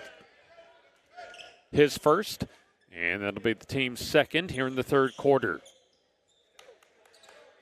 We've played 1 minute 15 seconds of the third. Southside up by their largest lead, and they force a travel as they have a 6-point lead and the basketball. A traveling violation for Cherokee County. Southside Panthers picking up the intensity defensively coming out of the locker room, as they'll look to extend their lead to 8 or maybe 9 with a 3. Reason at the far wing finds Holderfield as he'll dribble a couple times over to Robinson. Gets the Stevens screen. A little pick and roll action has Reason between the circles. Dribble for Holderfield. Here's Stevens on the thought about handing it off and passes to McMichael. He'll drive, gets past his man, and will have an offensive foul. McMichael a little too strong there to the rim. Cherokee County defender had his feet set, and he will draw the offensive foul, Will McMichael. Yeah, it looked as if Ethan Glass stood in there and was able to draw that offensive foul. Coach's favorite play, taking an offensive charge. Definitely, as Nate Oates would call it down in Tuscaloosa, a blue-collar play. Yep. As Cherokee County has the basketball. Martin, who had a solid first half with 8 for the Warriors. Tell you what, James, it looks like Southside's picked up the defensive intensity here just a little bit. Martin on the dribble. 5:39 to go in the third quarter. Martin stops, needs help, and finds Woods. Woods pounds it a couple times. Over to Rogers. Floats it down to Woods. Too far underneath the basket, so has to send it back out to Rogers. Here's Martin. Tried to drive. Got deflected by Robinson. Passes to Rogers. This possession gone about 60 seconds now for Cherokee County, as they could use a bucket here. Yeah. They're down 6. The longer this goes, the more likely they'll turn it over. Here's Woods on the drive. Runs into McMichael and just has to throw it up. No. And we'll have a whistle and a travel go on Cherokee County and Ethan Glass. Yeah, he got caught just kind of falling backwards after grabbing that offensive rebound. Reason to inbound. Little man-to-man full court pressure for Cherokee County. Sloppy ball handling for Holderfield. As we'll have a timeout called for by head coach Chad Holderfield. David Appliance presents our timeouts. And it'll be a 30-second timeout. So we'll stay right here. 4:46 to go. Caden Reason leads all scorers with 10 for Southside. And for Cherokee County, they're led by Keyshawn Woods with 8 and also Eli Martin with 8. So after one quarter of play, it was Southside leading 14-12 as they were able to take a 4-point lead into the locker room. We had at least some fireworks at the end of the first half, thanks to that baseball pass, three-quarter courts 3 to close out the half for Drew Clark. Just reared back, threw the baseball pass, almost like a third baseman deep in the hole, and was able to connect from about 70 feet away. Got something. What's going on here? So the two teams just coming out of the timeout as Southside will inbound. And speaking of home run balls, the jump ball as that's deflected with one hand by Cooper Rogers out of bounds. Southside fortunate that ball went out of bounds because that went into a double team that time. Had 2 Cherokee County defenders that could have come up with a steal as Southside will inbound at their own bench. Holderfield finds Robinson on the dribble. He'll drive. Pump fakes. Now shoots the floater. No. And the rebound goes to Keyshawn Woods for Cherokee County. The Warriors need a basket. It's been a while since they had points. They've only had 1 field goal and a traveling violation on Cherokee County. They have more turnovers than they have points here in the third quarter. A very sloppy beginning to the second half for Cherokee County.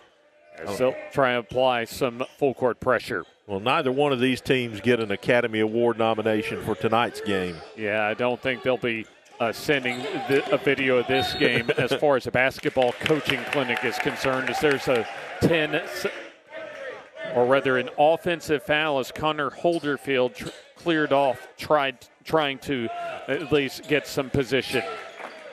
So that's his second personal foul.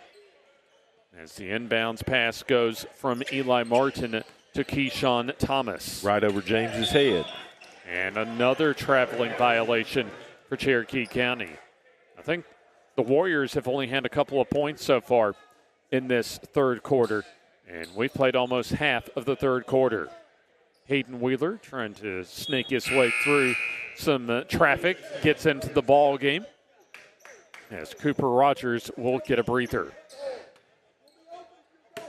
Into the ball game also Hayes Cosby as he inbounds right in front of Jim. It'll Reason to McMichael, tries to pass it back to Reason, somehow stays in as Cosby will have a trip to the free throw line. A little give and go action there. Good hustle by Southside to keep the possession alive as we'll have substitutions coming in after the free throw. That's the first team foul for Cherokee County here in the third quarter as Cosby shoots, and that's no good. Only a 6-point game, James. Yeah, that's right, as we'll have Guest in, Stevens out, and also Silas Osborne back in for Southside as Ethan Glass out for Cherokee County. Massage Oasis presenting our free throws tonight. Yeah, free throw no good, but waved off due to a lane violation for Southside. S&H Waterproofing and Construction bringing you our third quarter here from the comp. Cherokee County has 6 of their regulars out due to the flu tonight. So at least this year's flu has been quite a aggressive one. Boy, it is just messed with basketball, something terrible. It's messed up with a lot of programs so far this year. As Martin with the fall away, no good. Rebound goes to Hayden Wheeler in the corner. He'll force it up and no, but he's going to have a trip to the free throw line. I think the first time I heard about this strain of the flu, Jim, was UAB soccer getting it in late August, early September. So at least from what I've heard of it, or at least noticed of it, it's been very aggressive very early on. As the first of 2, no good, by the way, for Hayden Wheeler.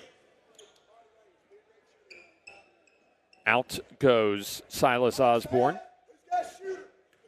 as the back end of 2 free throws coming up as Wheeler misses both free throws. Rebound to Guest, and we're going to have a cheap foul go on Cherokee County. Double aces, so that'll be Keyshawn Woods that time on the foul. His second. Inbounds pass goes to Holderfield. Over to Reason. Goes up against Woods in the backcourt. Nearly throws it away, but Cosby saves it and now throws it away. Woods on the steal. Martin up ahead, runs into a defender, and lucky to get a blocking foul because Martin was out of control. However, Cosby not in position as he commits the blocking foul. Be baseline out, though. No free throws or anything. Well, it will be. Oh, will it? Yeah, I guess it will, won't it? 5th team foul now for Southside. They'll shoot 2, not 1 and 1. That's right. No more one-on-one. No more 1 and 1s. At the high school level as the free throw no good for Martin. Boy, Cherokee County has been woefully lame at the free throw line. Yeah, they missed another that time. Only a couple of points here in the third quarter as the free throw up, and that's also off the back rim, no good. So Cherokee County leaving points at the free throw line as Southside looks to push upon an 8-point advantage. Robinson over to Reason. Dribbles. Holderfield. Guest.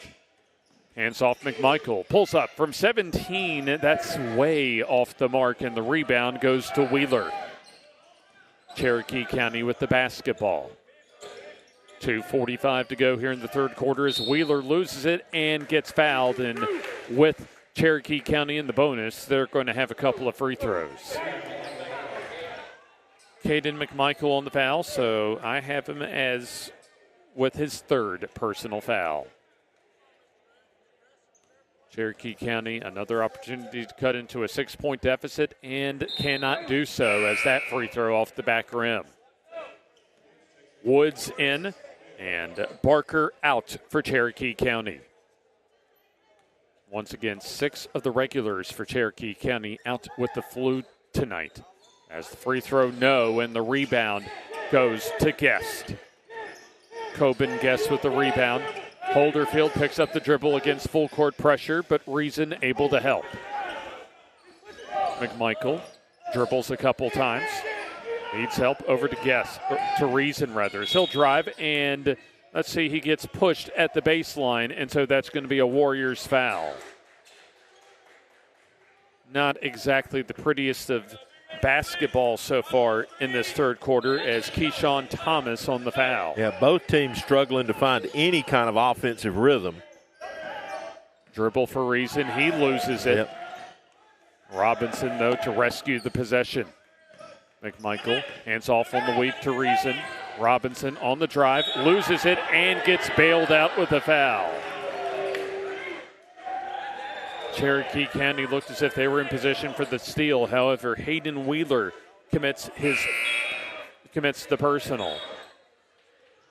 So that's going to be his fourth foul, and so that'll bring Wheeler out, and he's going to sit on the bench for a while. And you can hear right in front of us as far as the back and forth with head coach Caleb Hayes and one of her AHSAA officials. We'll have whistle, and looks as if an offensive foul going on Southside. Connor Holderfield on the foul.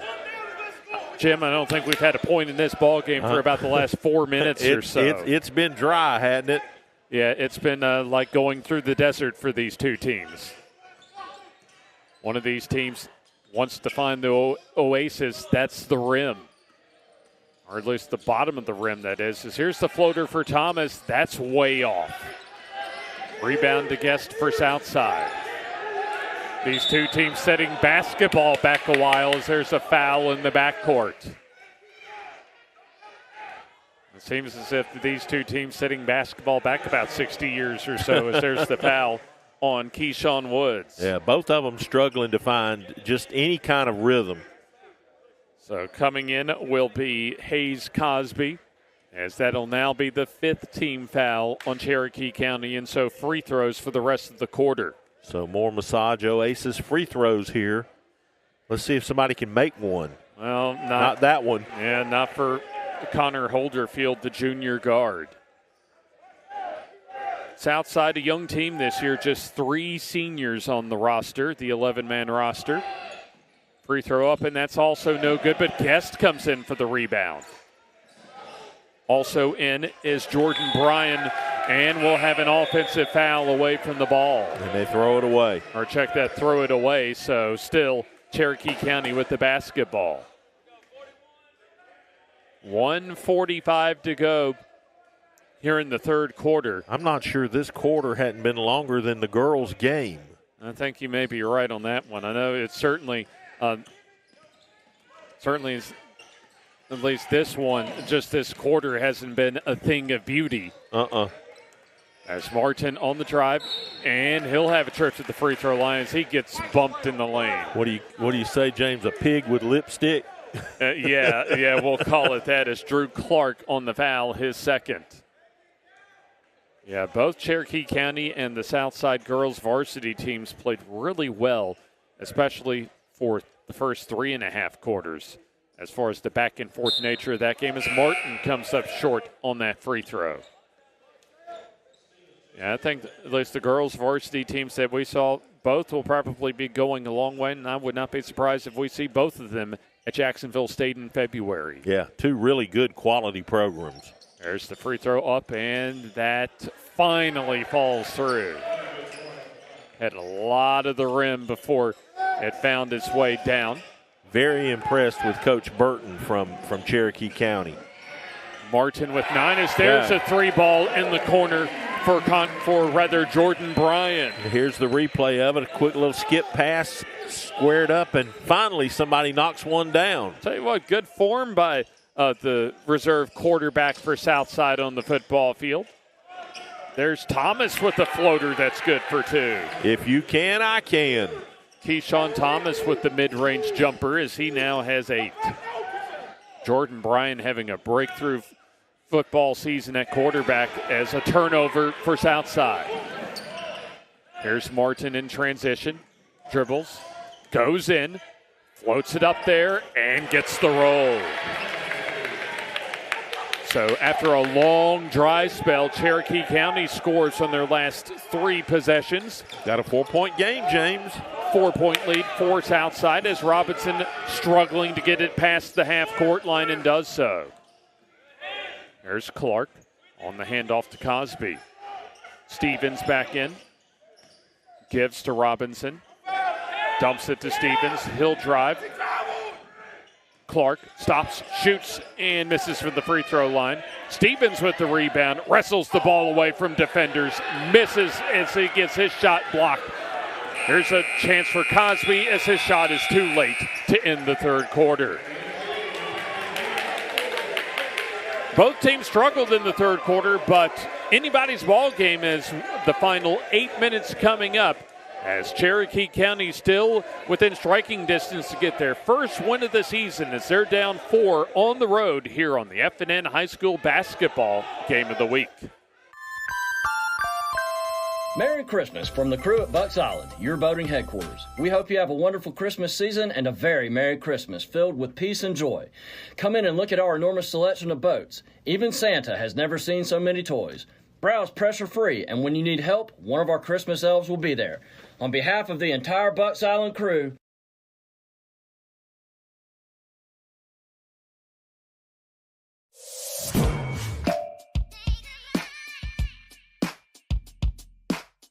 Bama Sheds and Pole Barns, locally and family owned with the best customer service. Custom built to fit your needs with free delivery and setup. Design and price online or stop by and see what we can do for you. Nobody beats our prices and nobody beats our quality. Built in Alabama, made in Alabama. BamaSheds.com.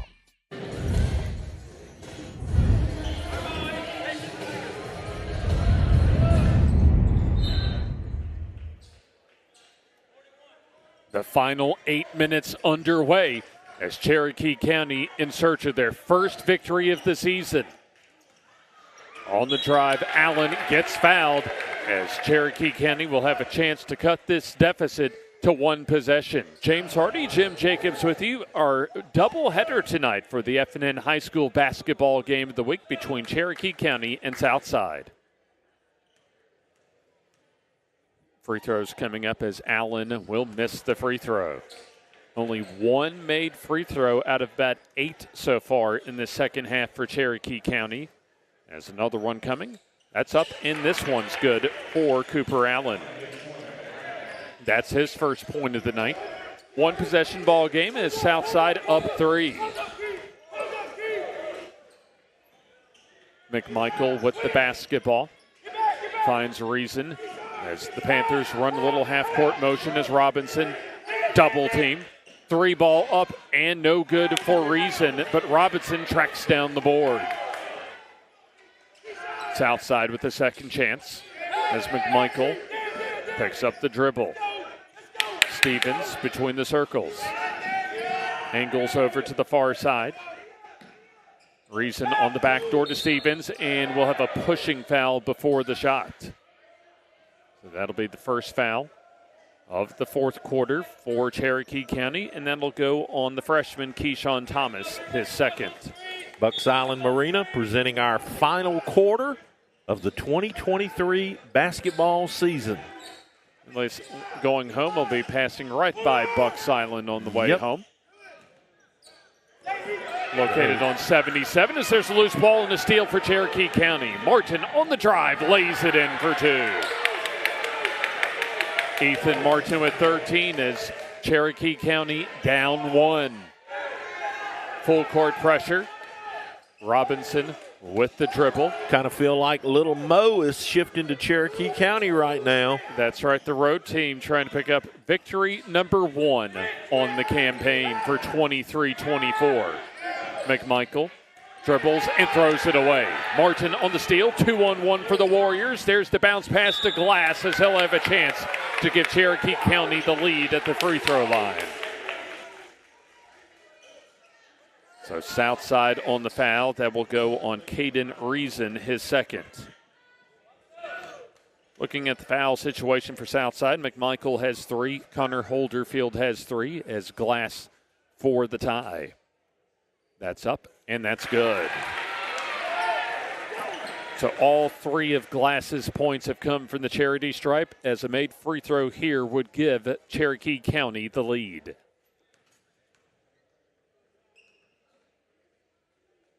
There's the free throw up, and that pops out no good. So it remains tied as Reason on the rebound.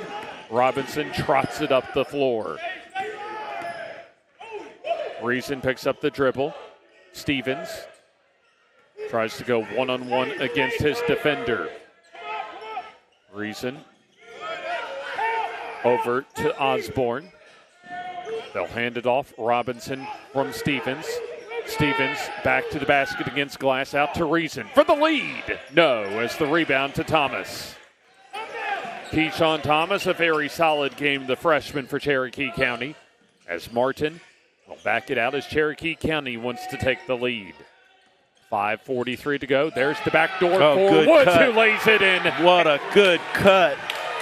Keyshawn Woods. Watch this, James. This is good basketball there. There's Allen on the assist to Thomas as Cherokee County now owns a 2-point lead.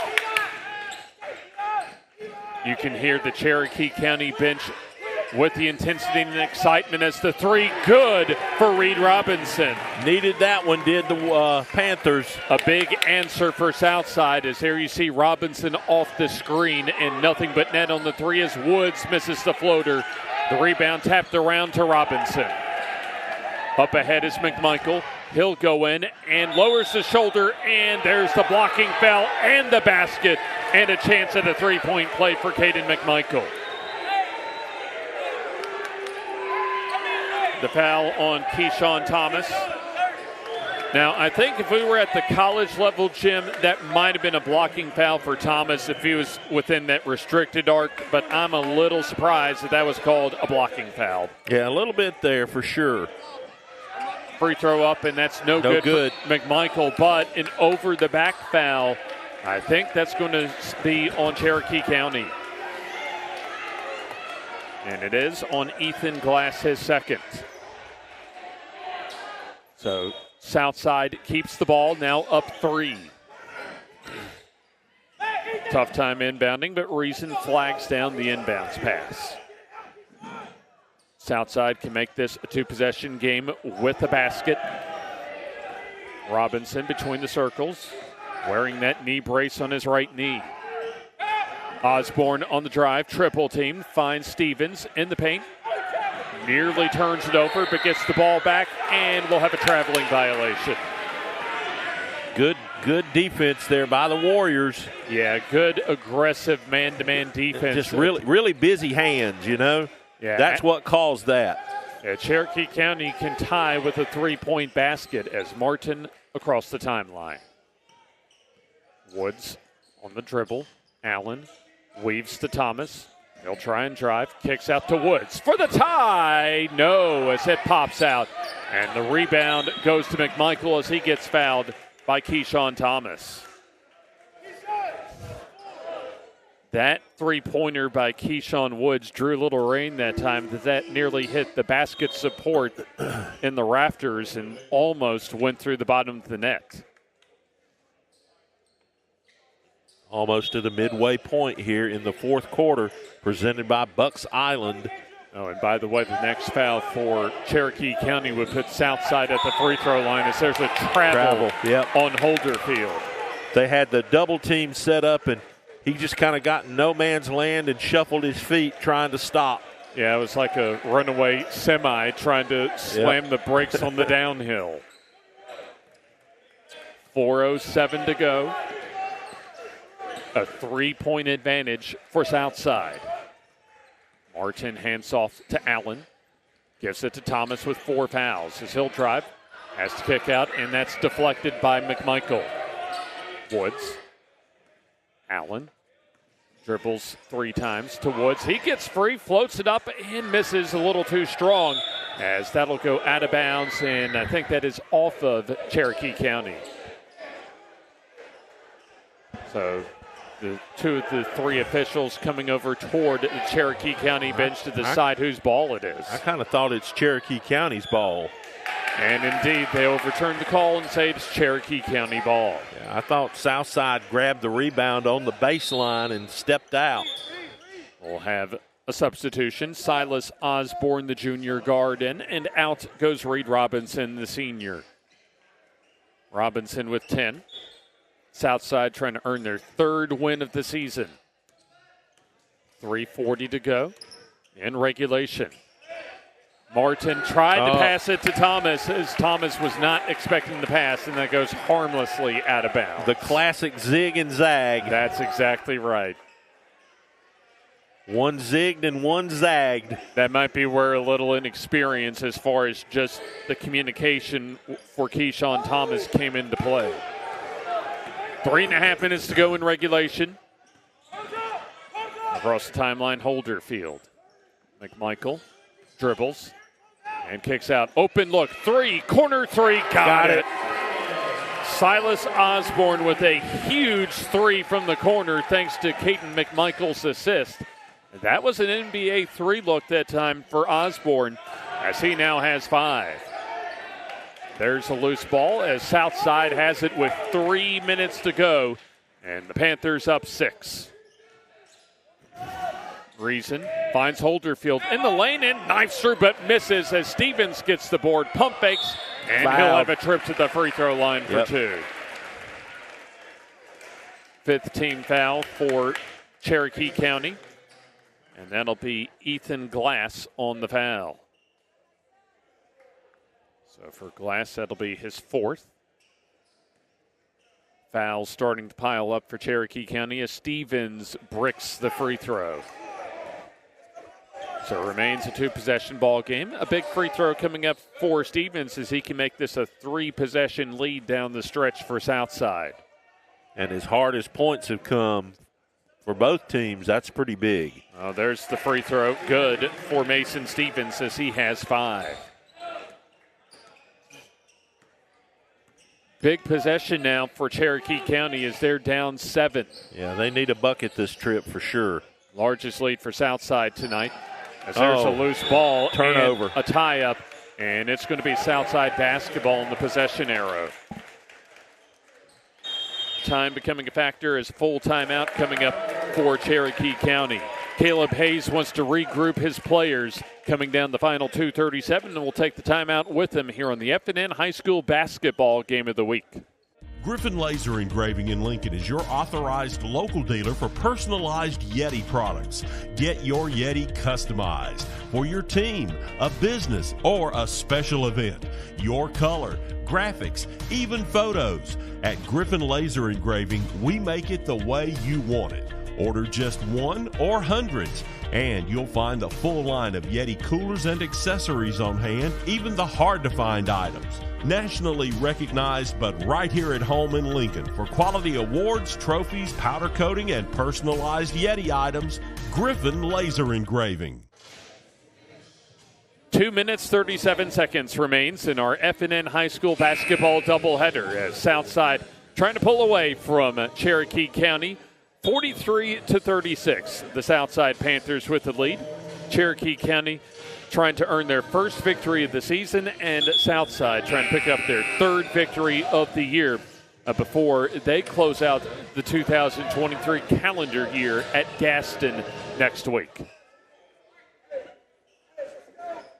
So Southside's next game next Friday at Gaston, and then Cherokee County will open up 2024 at Alexandria on January 2nd. Good chance we'll see this Southside team again when we do the Etowah County tournament in mid-January. 2 minutes, 26 seconds to go. As Southside trying to hold on to the basketball as Stevens comes out to help Reeson. McMichael on the dribble. Southside wants to bleed that clock and get to the finish line successfully. And why not?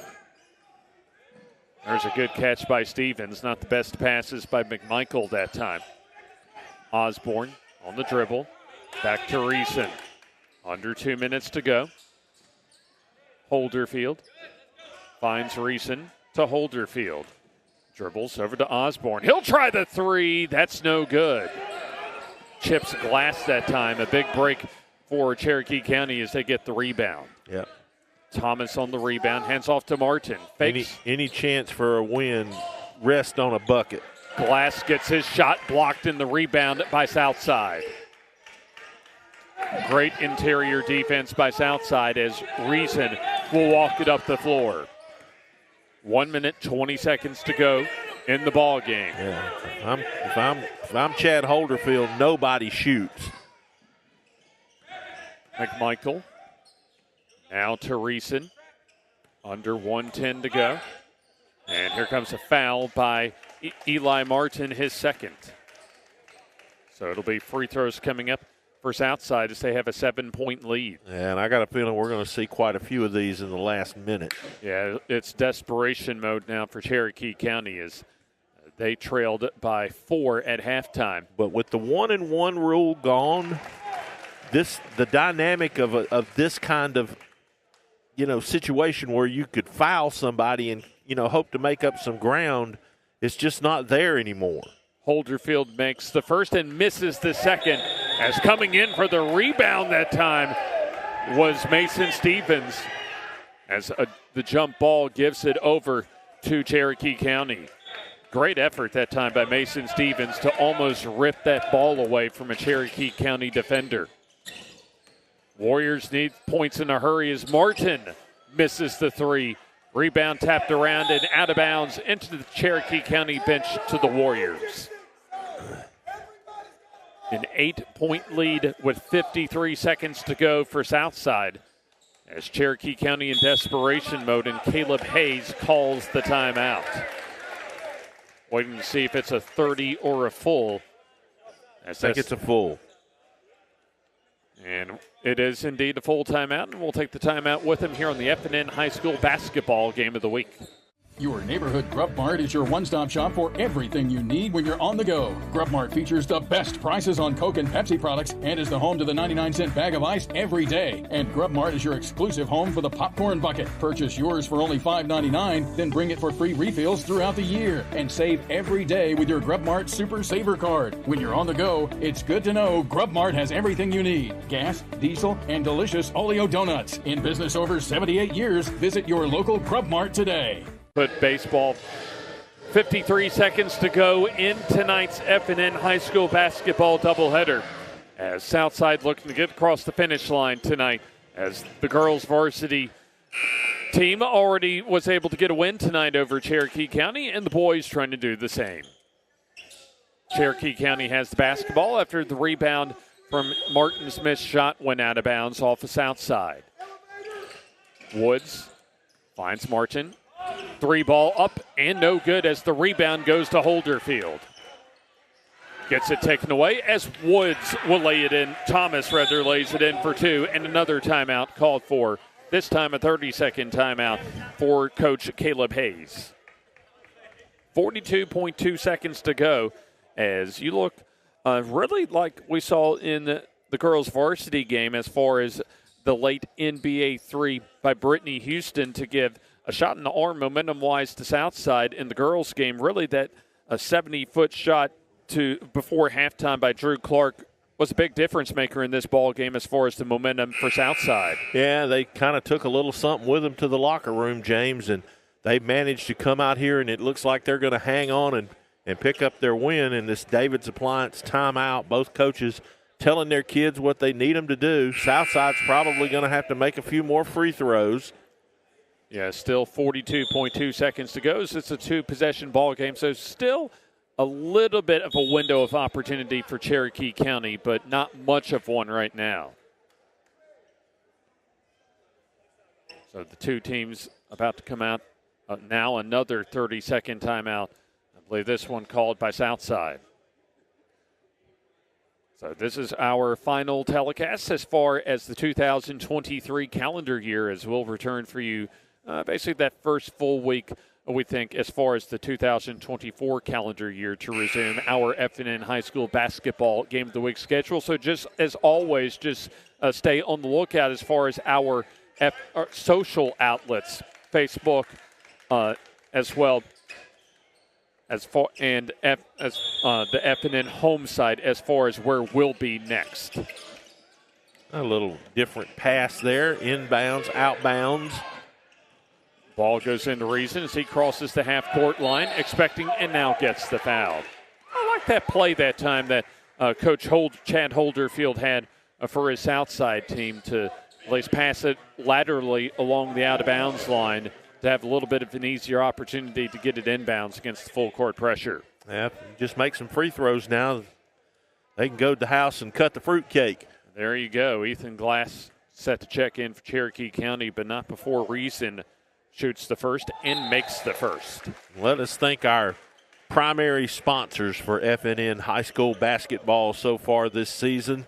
The folks at S&H Waterproofing and Construction, Bucks Island Marina, and, of course, the folks at Bama Sheds and Pole Barns presenting our basketball game of the week this season. Caden Reason makes one of two. Martin with 29 seconds. Hands off to Allen. Kicks out to Woods on the drive as he'll have a trip to the free throw line with 24 seconds to go. It's a three-possession ball game in favor of Southside as they've had the lead for practically the entire second half. And you also look for Cherokee County. That long dry spell that they had in the third quarter has really proven to be the difference as far as in a negative way for the Warriors. James, I've seen a team lose a 10-point lead with 8 seconds left. So things can go crazy. You almost have to try to pull that feed off. As that is awfully hard to do. First free throw, no for Woods, and the second free throw, however, good for Keyshawn Woods. We'll have a whistle, and we'll have a timeout called for by Southside head coach Chad Holderfield. And we will take it with them right here on the FNN Game of the Week. Merry Christmas from the crew at Bucks Island, your boating headquarters. We hope you have a wonderful Christmas season and a very Merry Christmas filled with peace and joy. Come in and look at our enormous selection of boats. Even Santa has never seen so many toys. Browse pressure-free, and when you need help, one of our Christmas elves will be there. On behalf of the entire Bucks Island crew,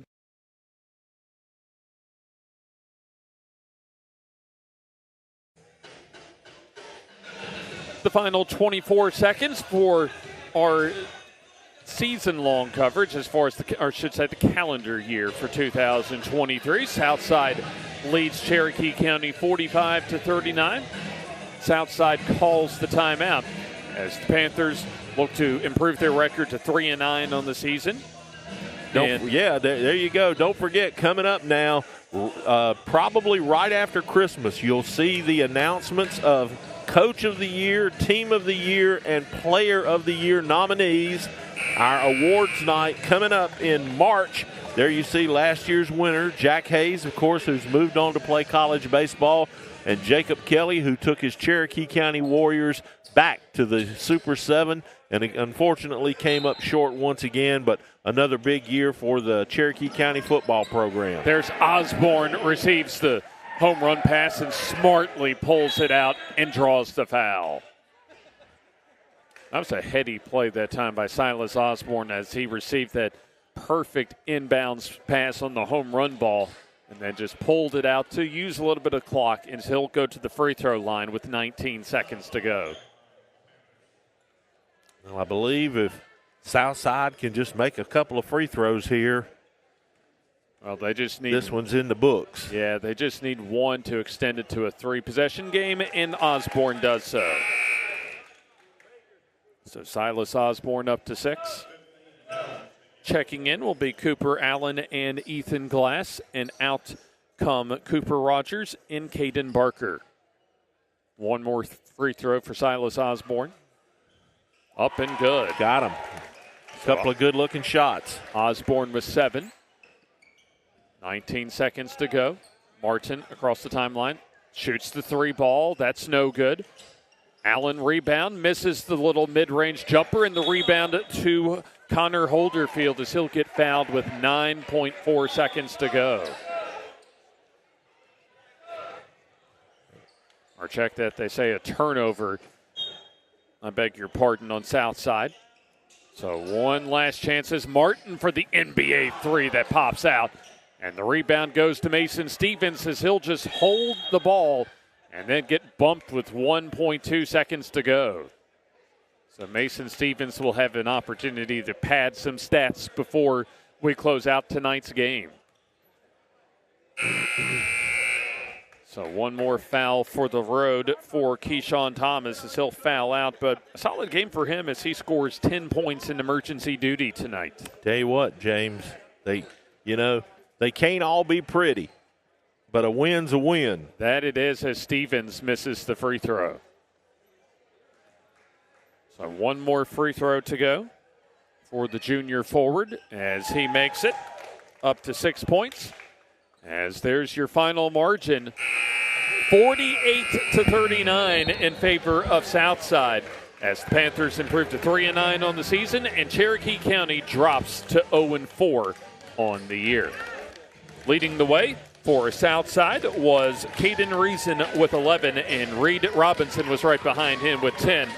And Eli Martin led Cherokee County in all scores with 13. Our final score, once again, Southside 48 and Cherokee County 39. We'll begin our post game right after this timeout here on the FNN High School Basketball Game of the Week.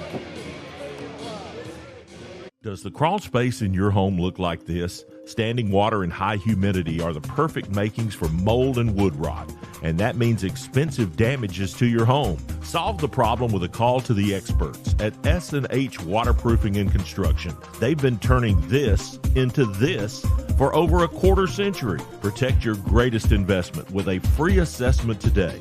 Get quality work at a guaranteed lower price. S&H Waterproofing and Construction. The Calhoun County Commission, made up of Fred Wilson, Danny Shears, Carolyn Henderson, Terry Howell, and Lee Patterson, ask you to take a look at what Calhoun County has to offer.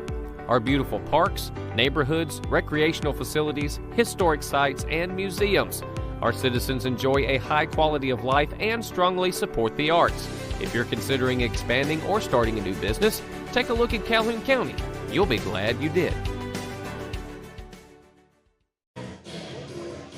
A final score from Southside High School as the Southside Panthers defeat Cherokee County 48-39, and we'll toss it over to Jim Jacobs with Southside head coach Chad Holderfield. Can't all be pretty. I really thought Cherokee County played incredibly hard. They played with a lot of urgency, and it was because of that, it was a very ugly game. A lot of fouls, especially in the third quarter. They kind of mucked everything up. I was really proud of our guys.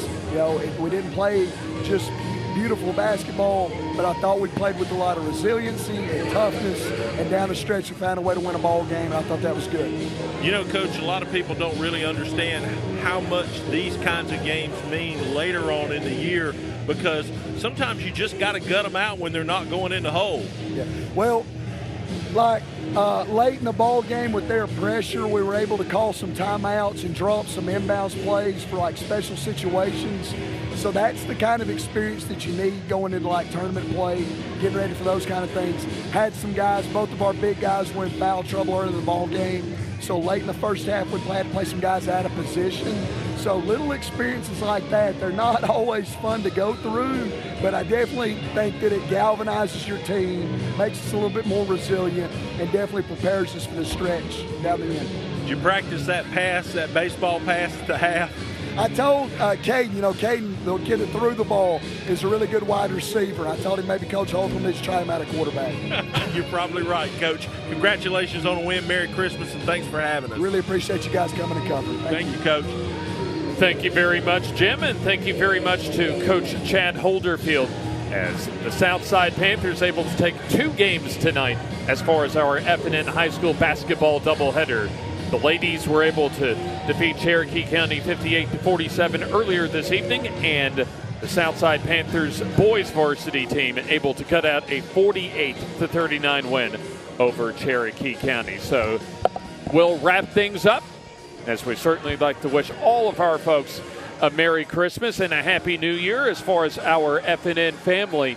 And Jim, your final thoughts before we close out 2023. James, they're not all pretty. You can't have. We had 2 swings tonight. We had a beautiful girls basketball game, 2 really solid teams. It's evident they're going to be around late in February. And of course, on the boys' side, a couple of teams gutting things out, trying to find identity after football. Absolutely. Also, as far as where we'll be next for our FNN High School basketball game of the week to begin 2024.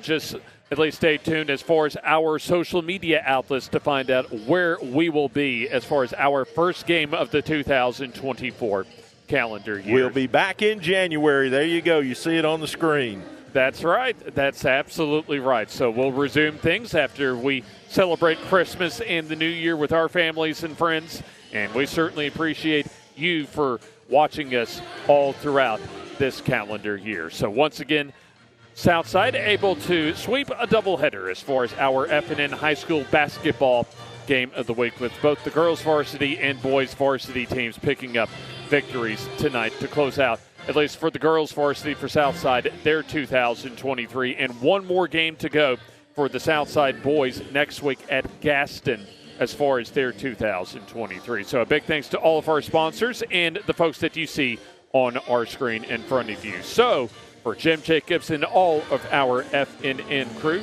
James Hardy signing off as we wish you a Merry Christmas, a Happy New Year, and we appreciate you for watching us on the FNN High School Basketball Game of the Week. Merry Christmas, everybody.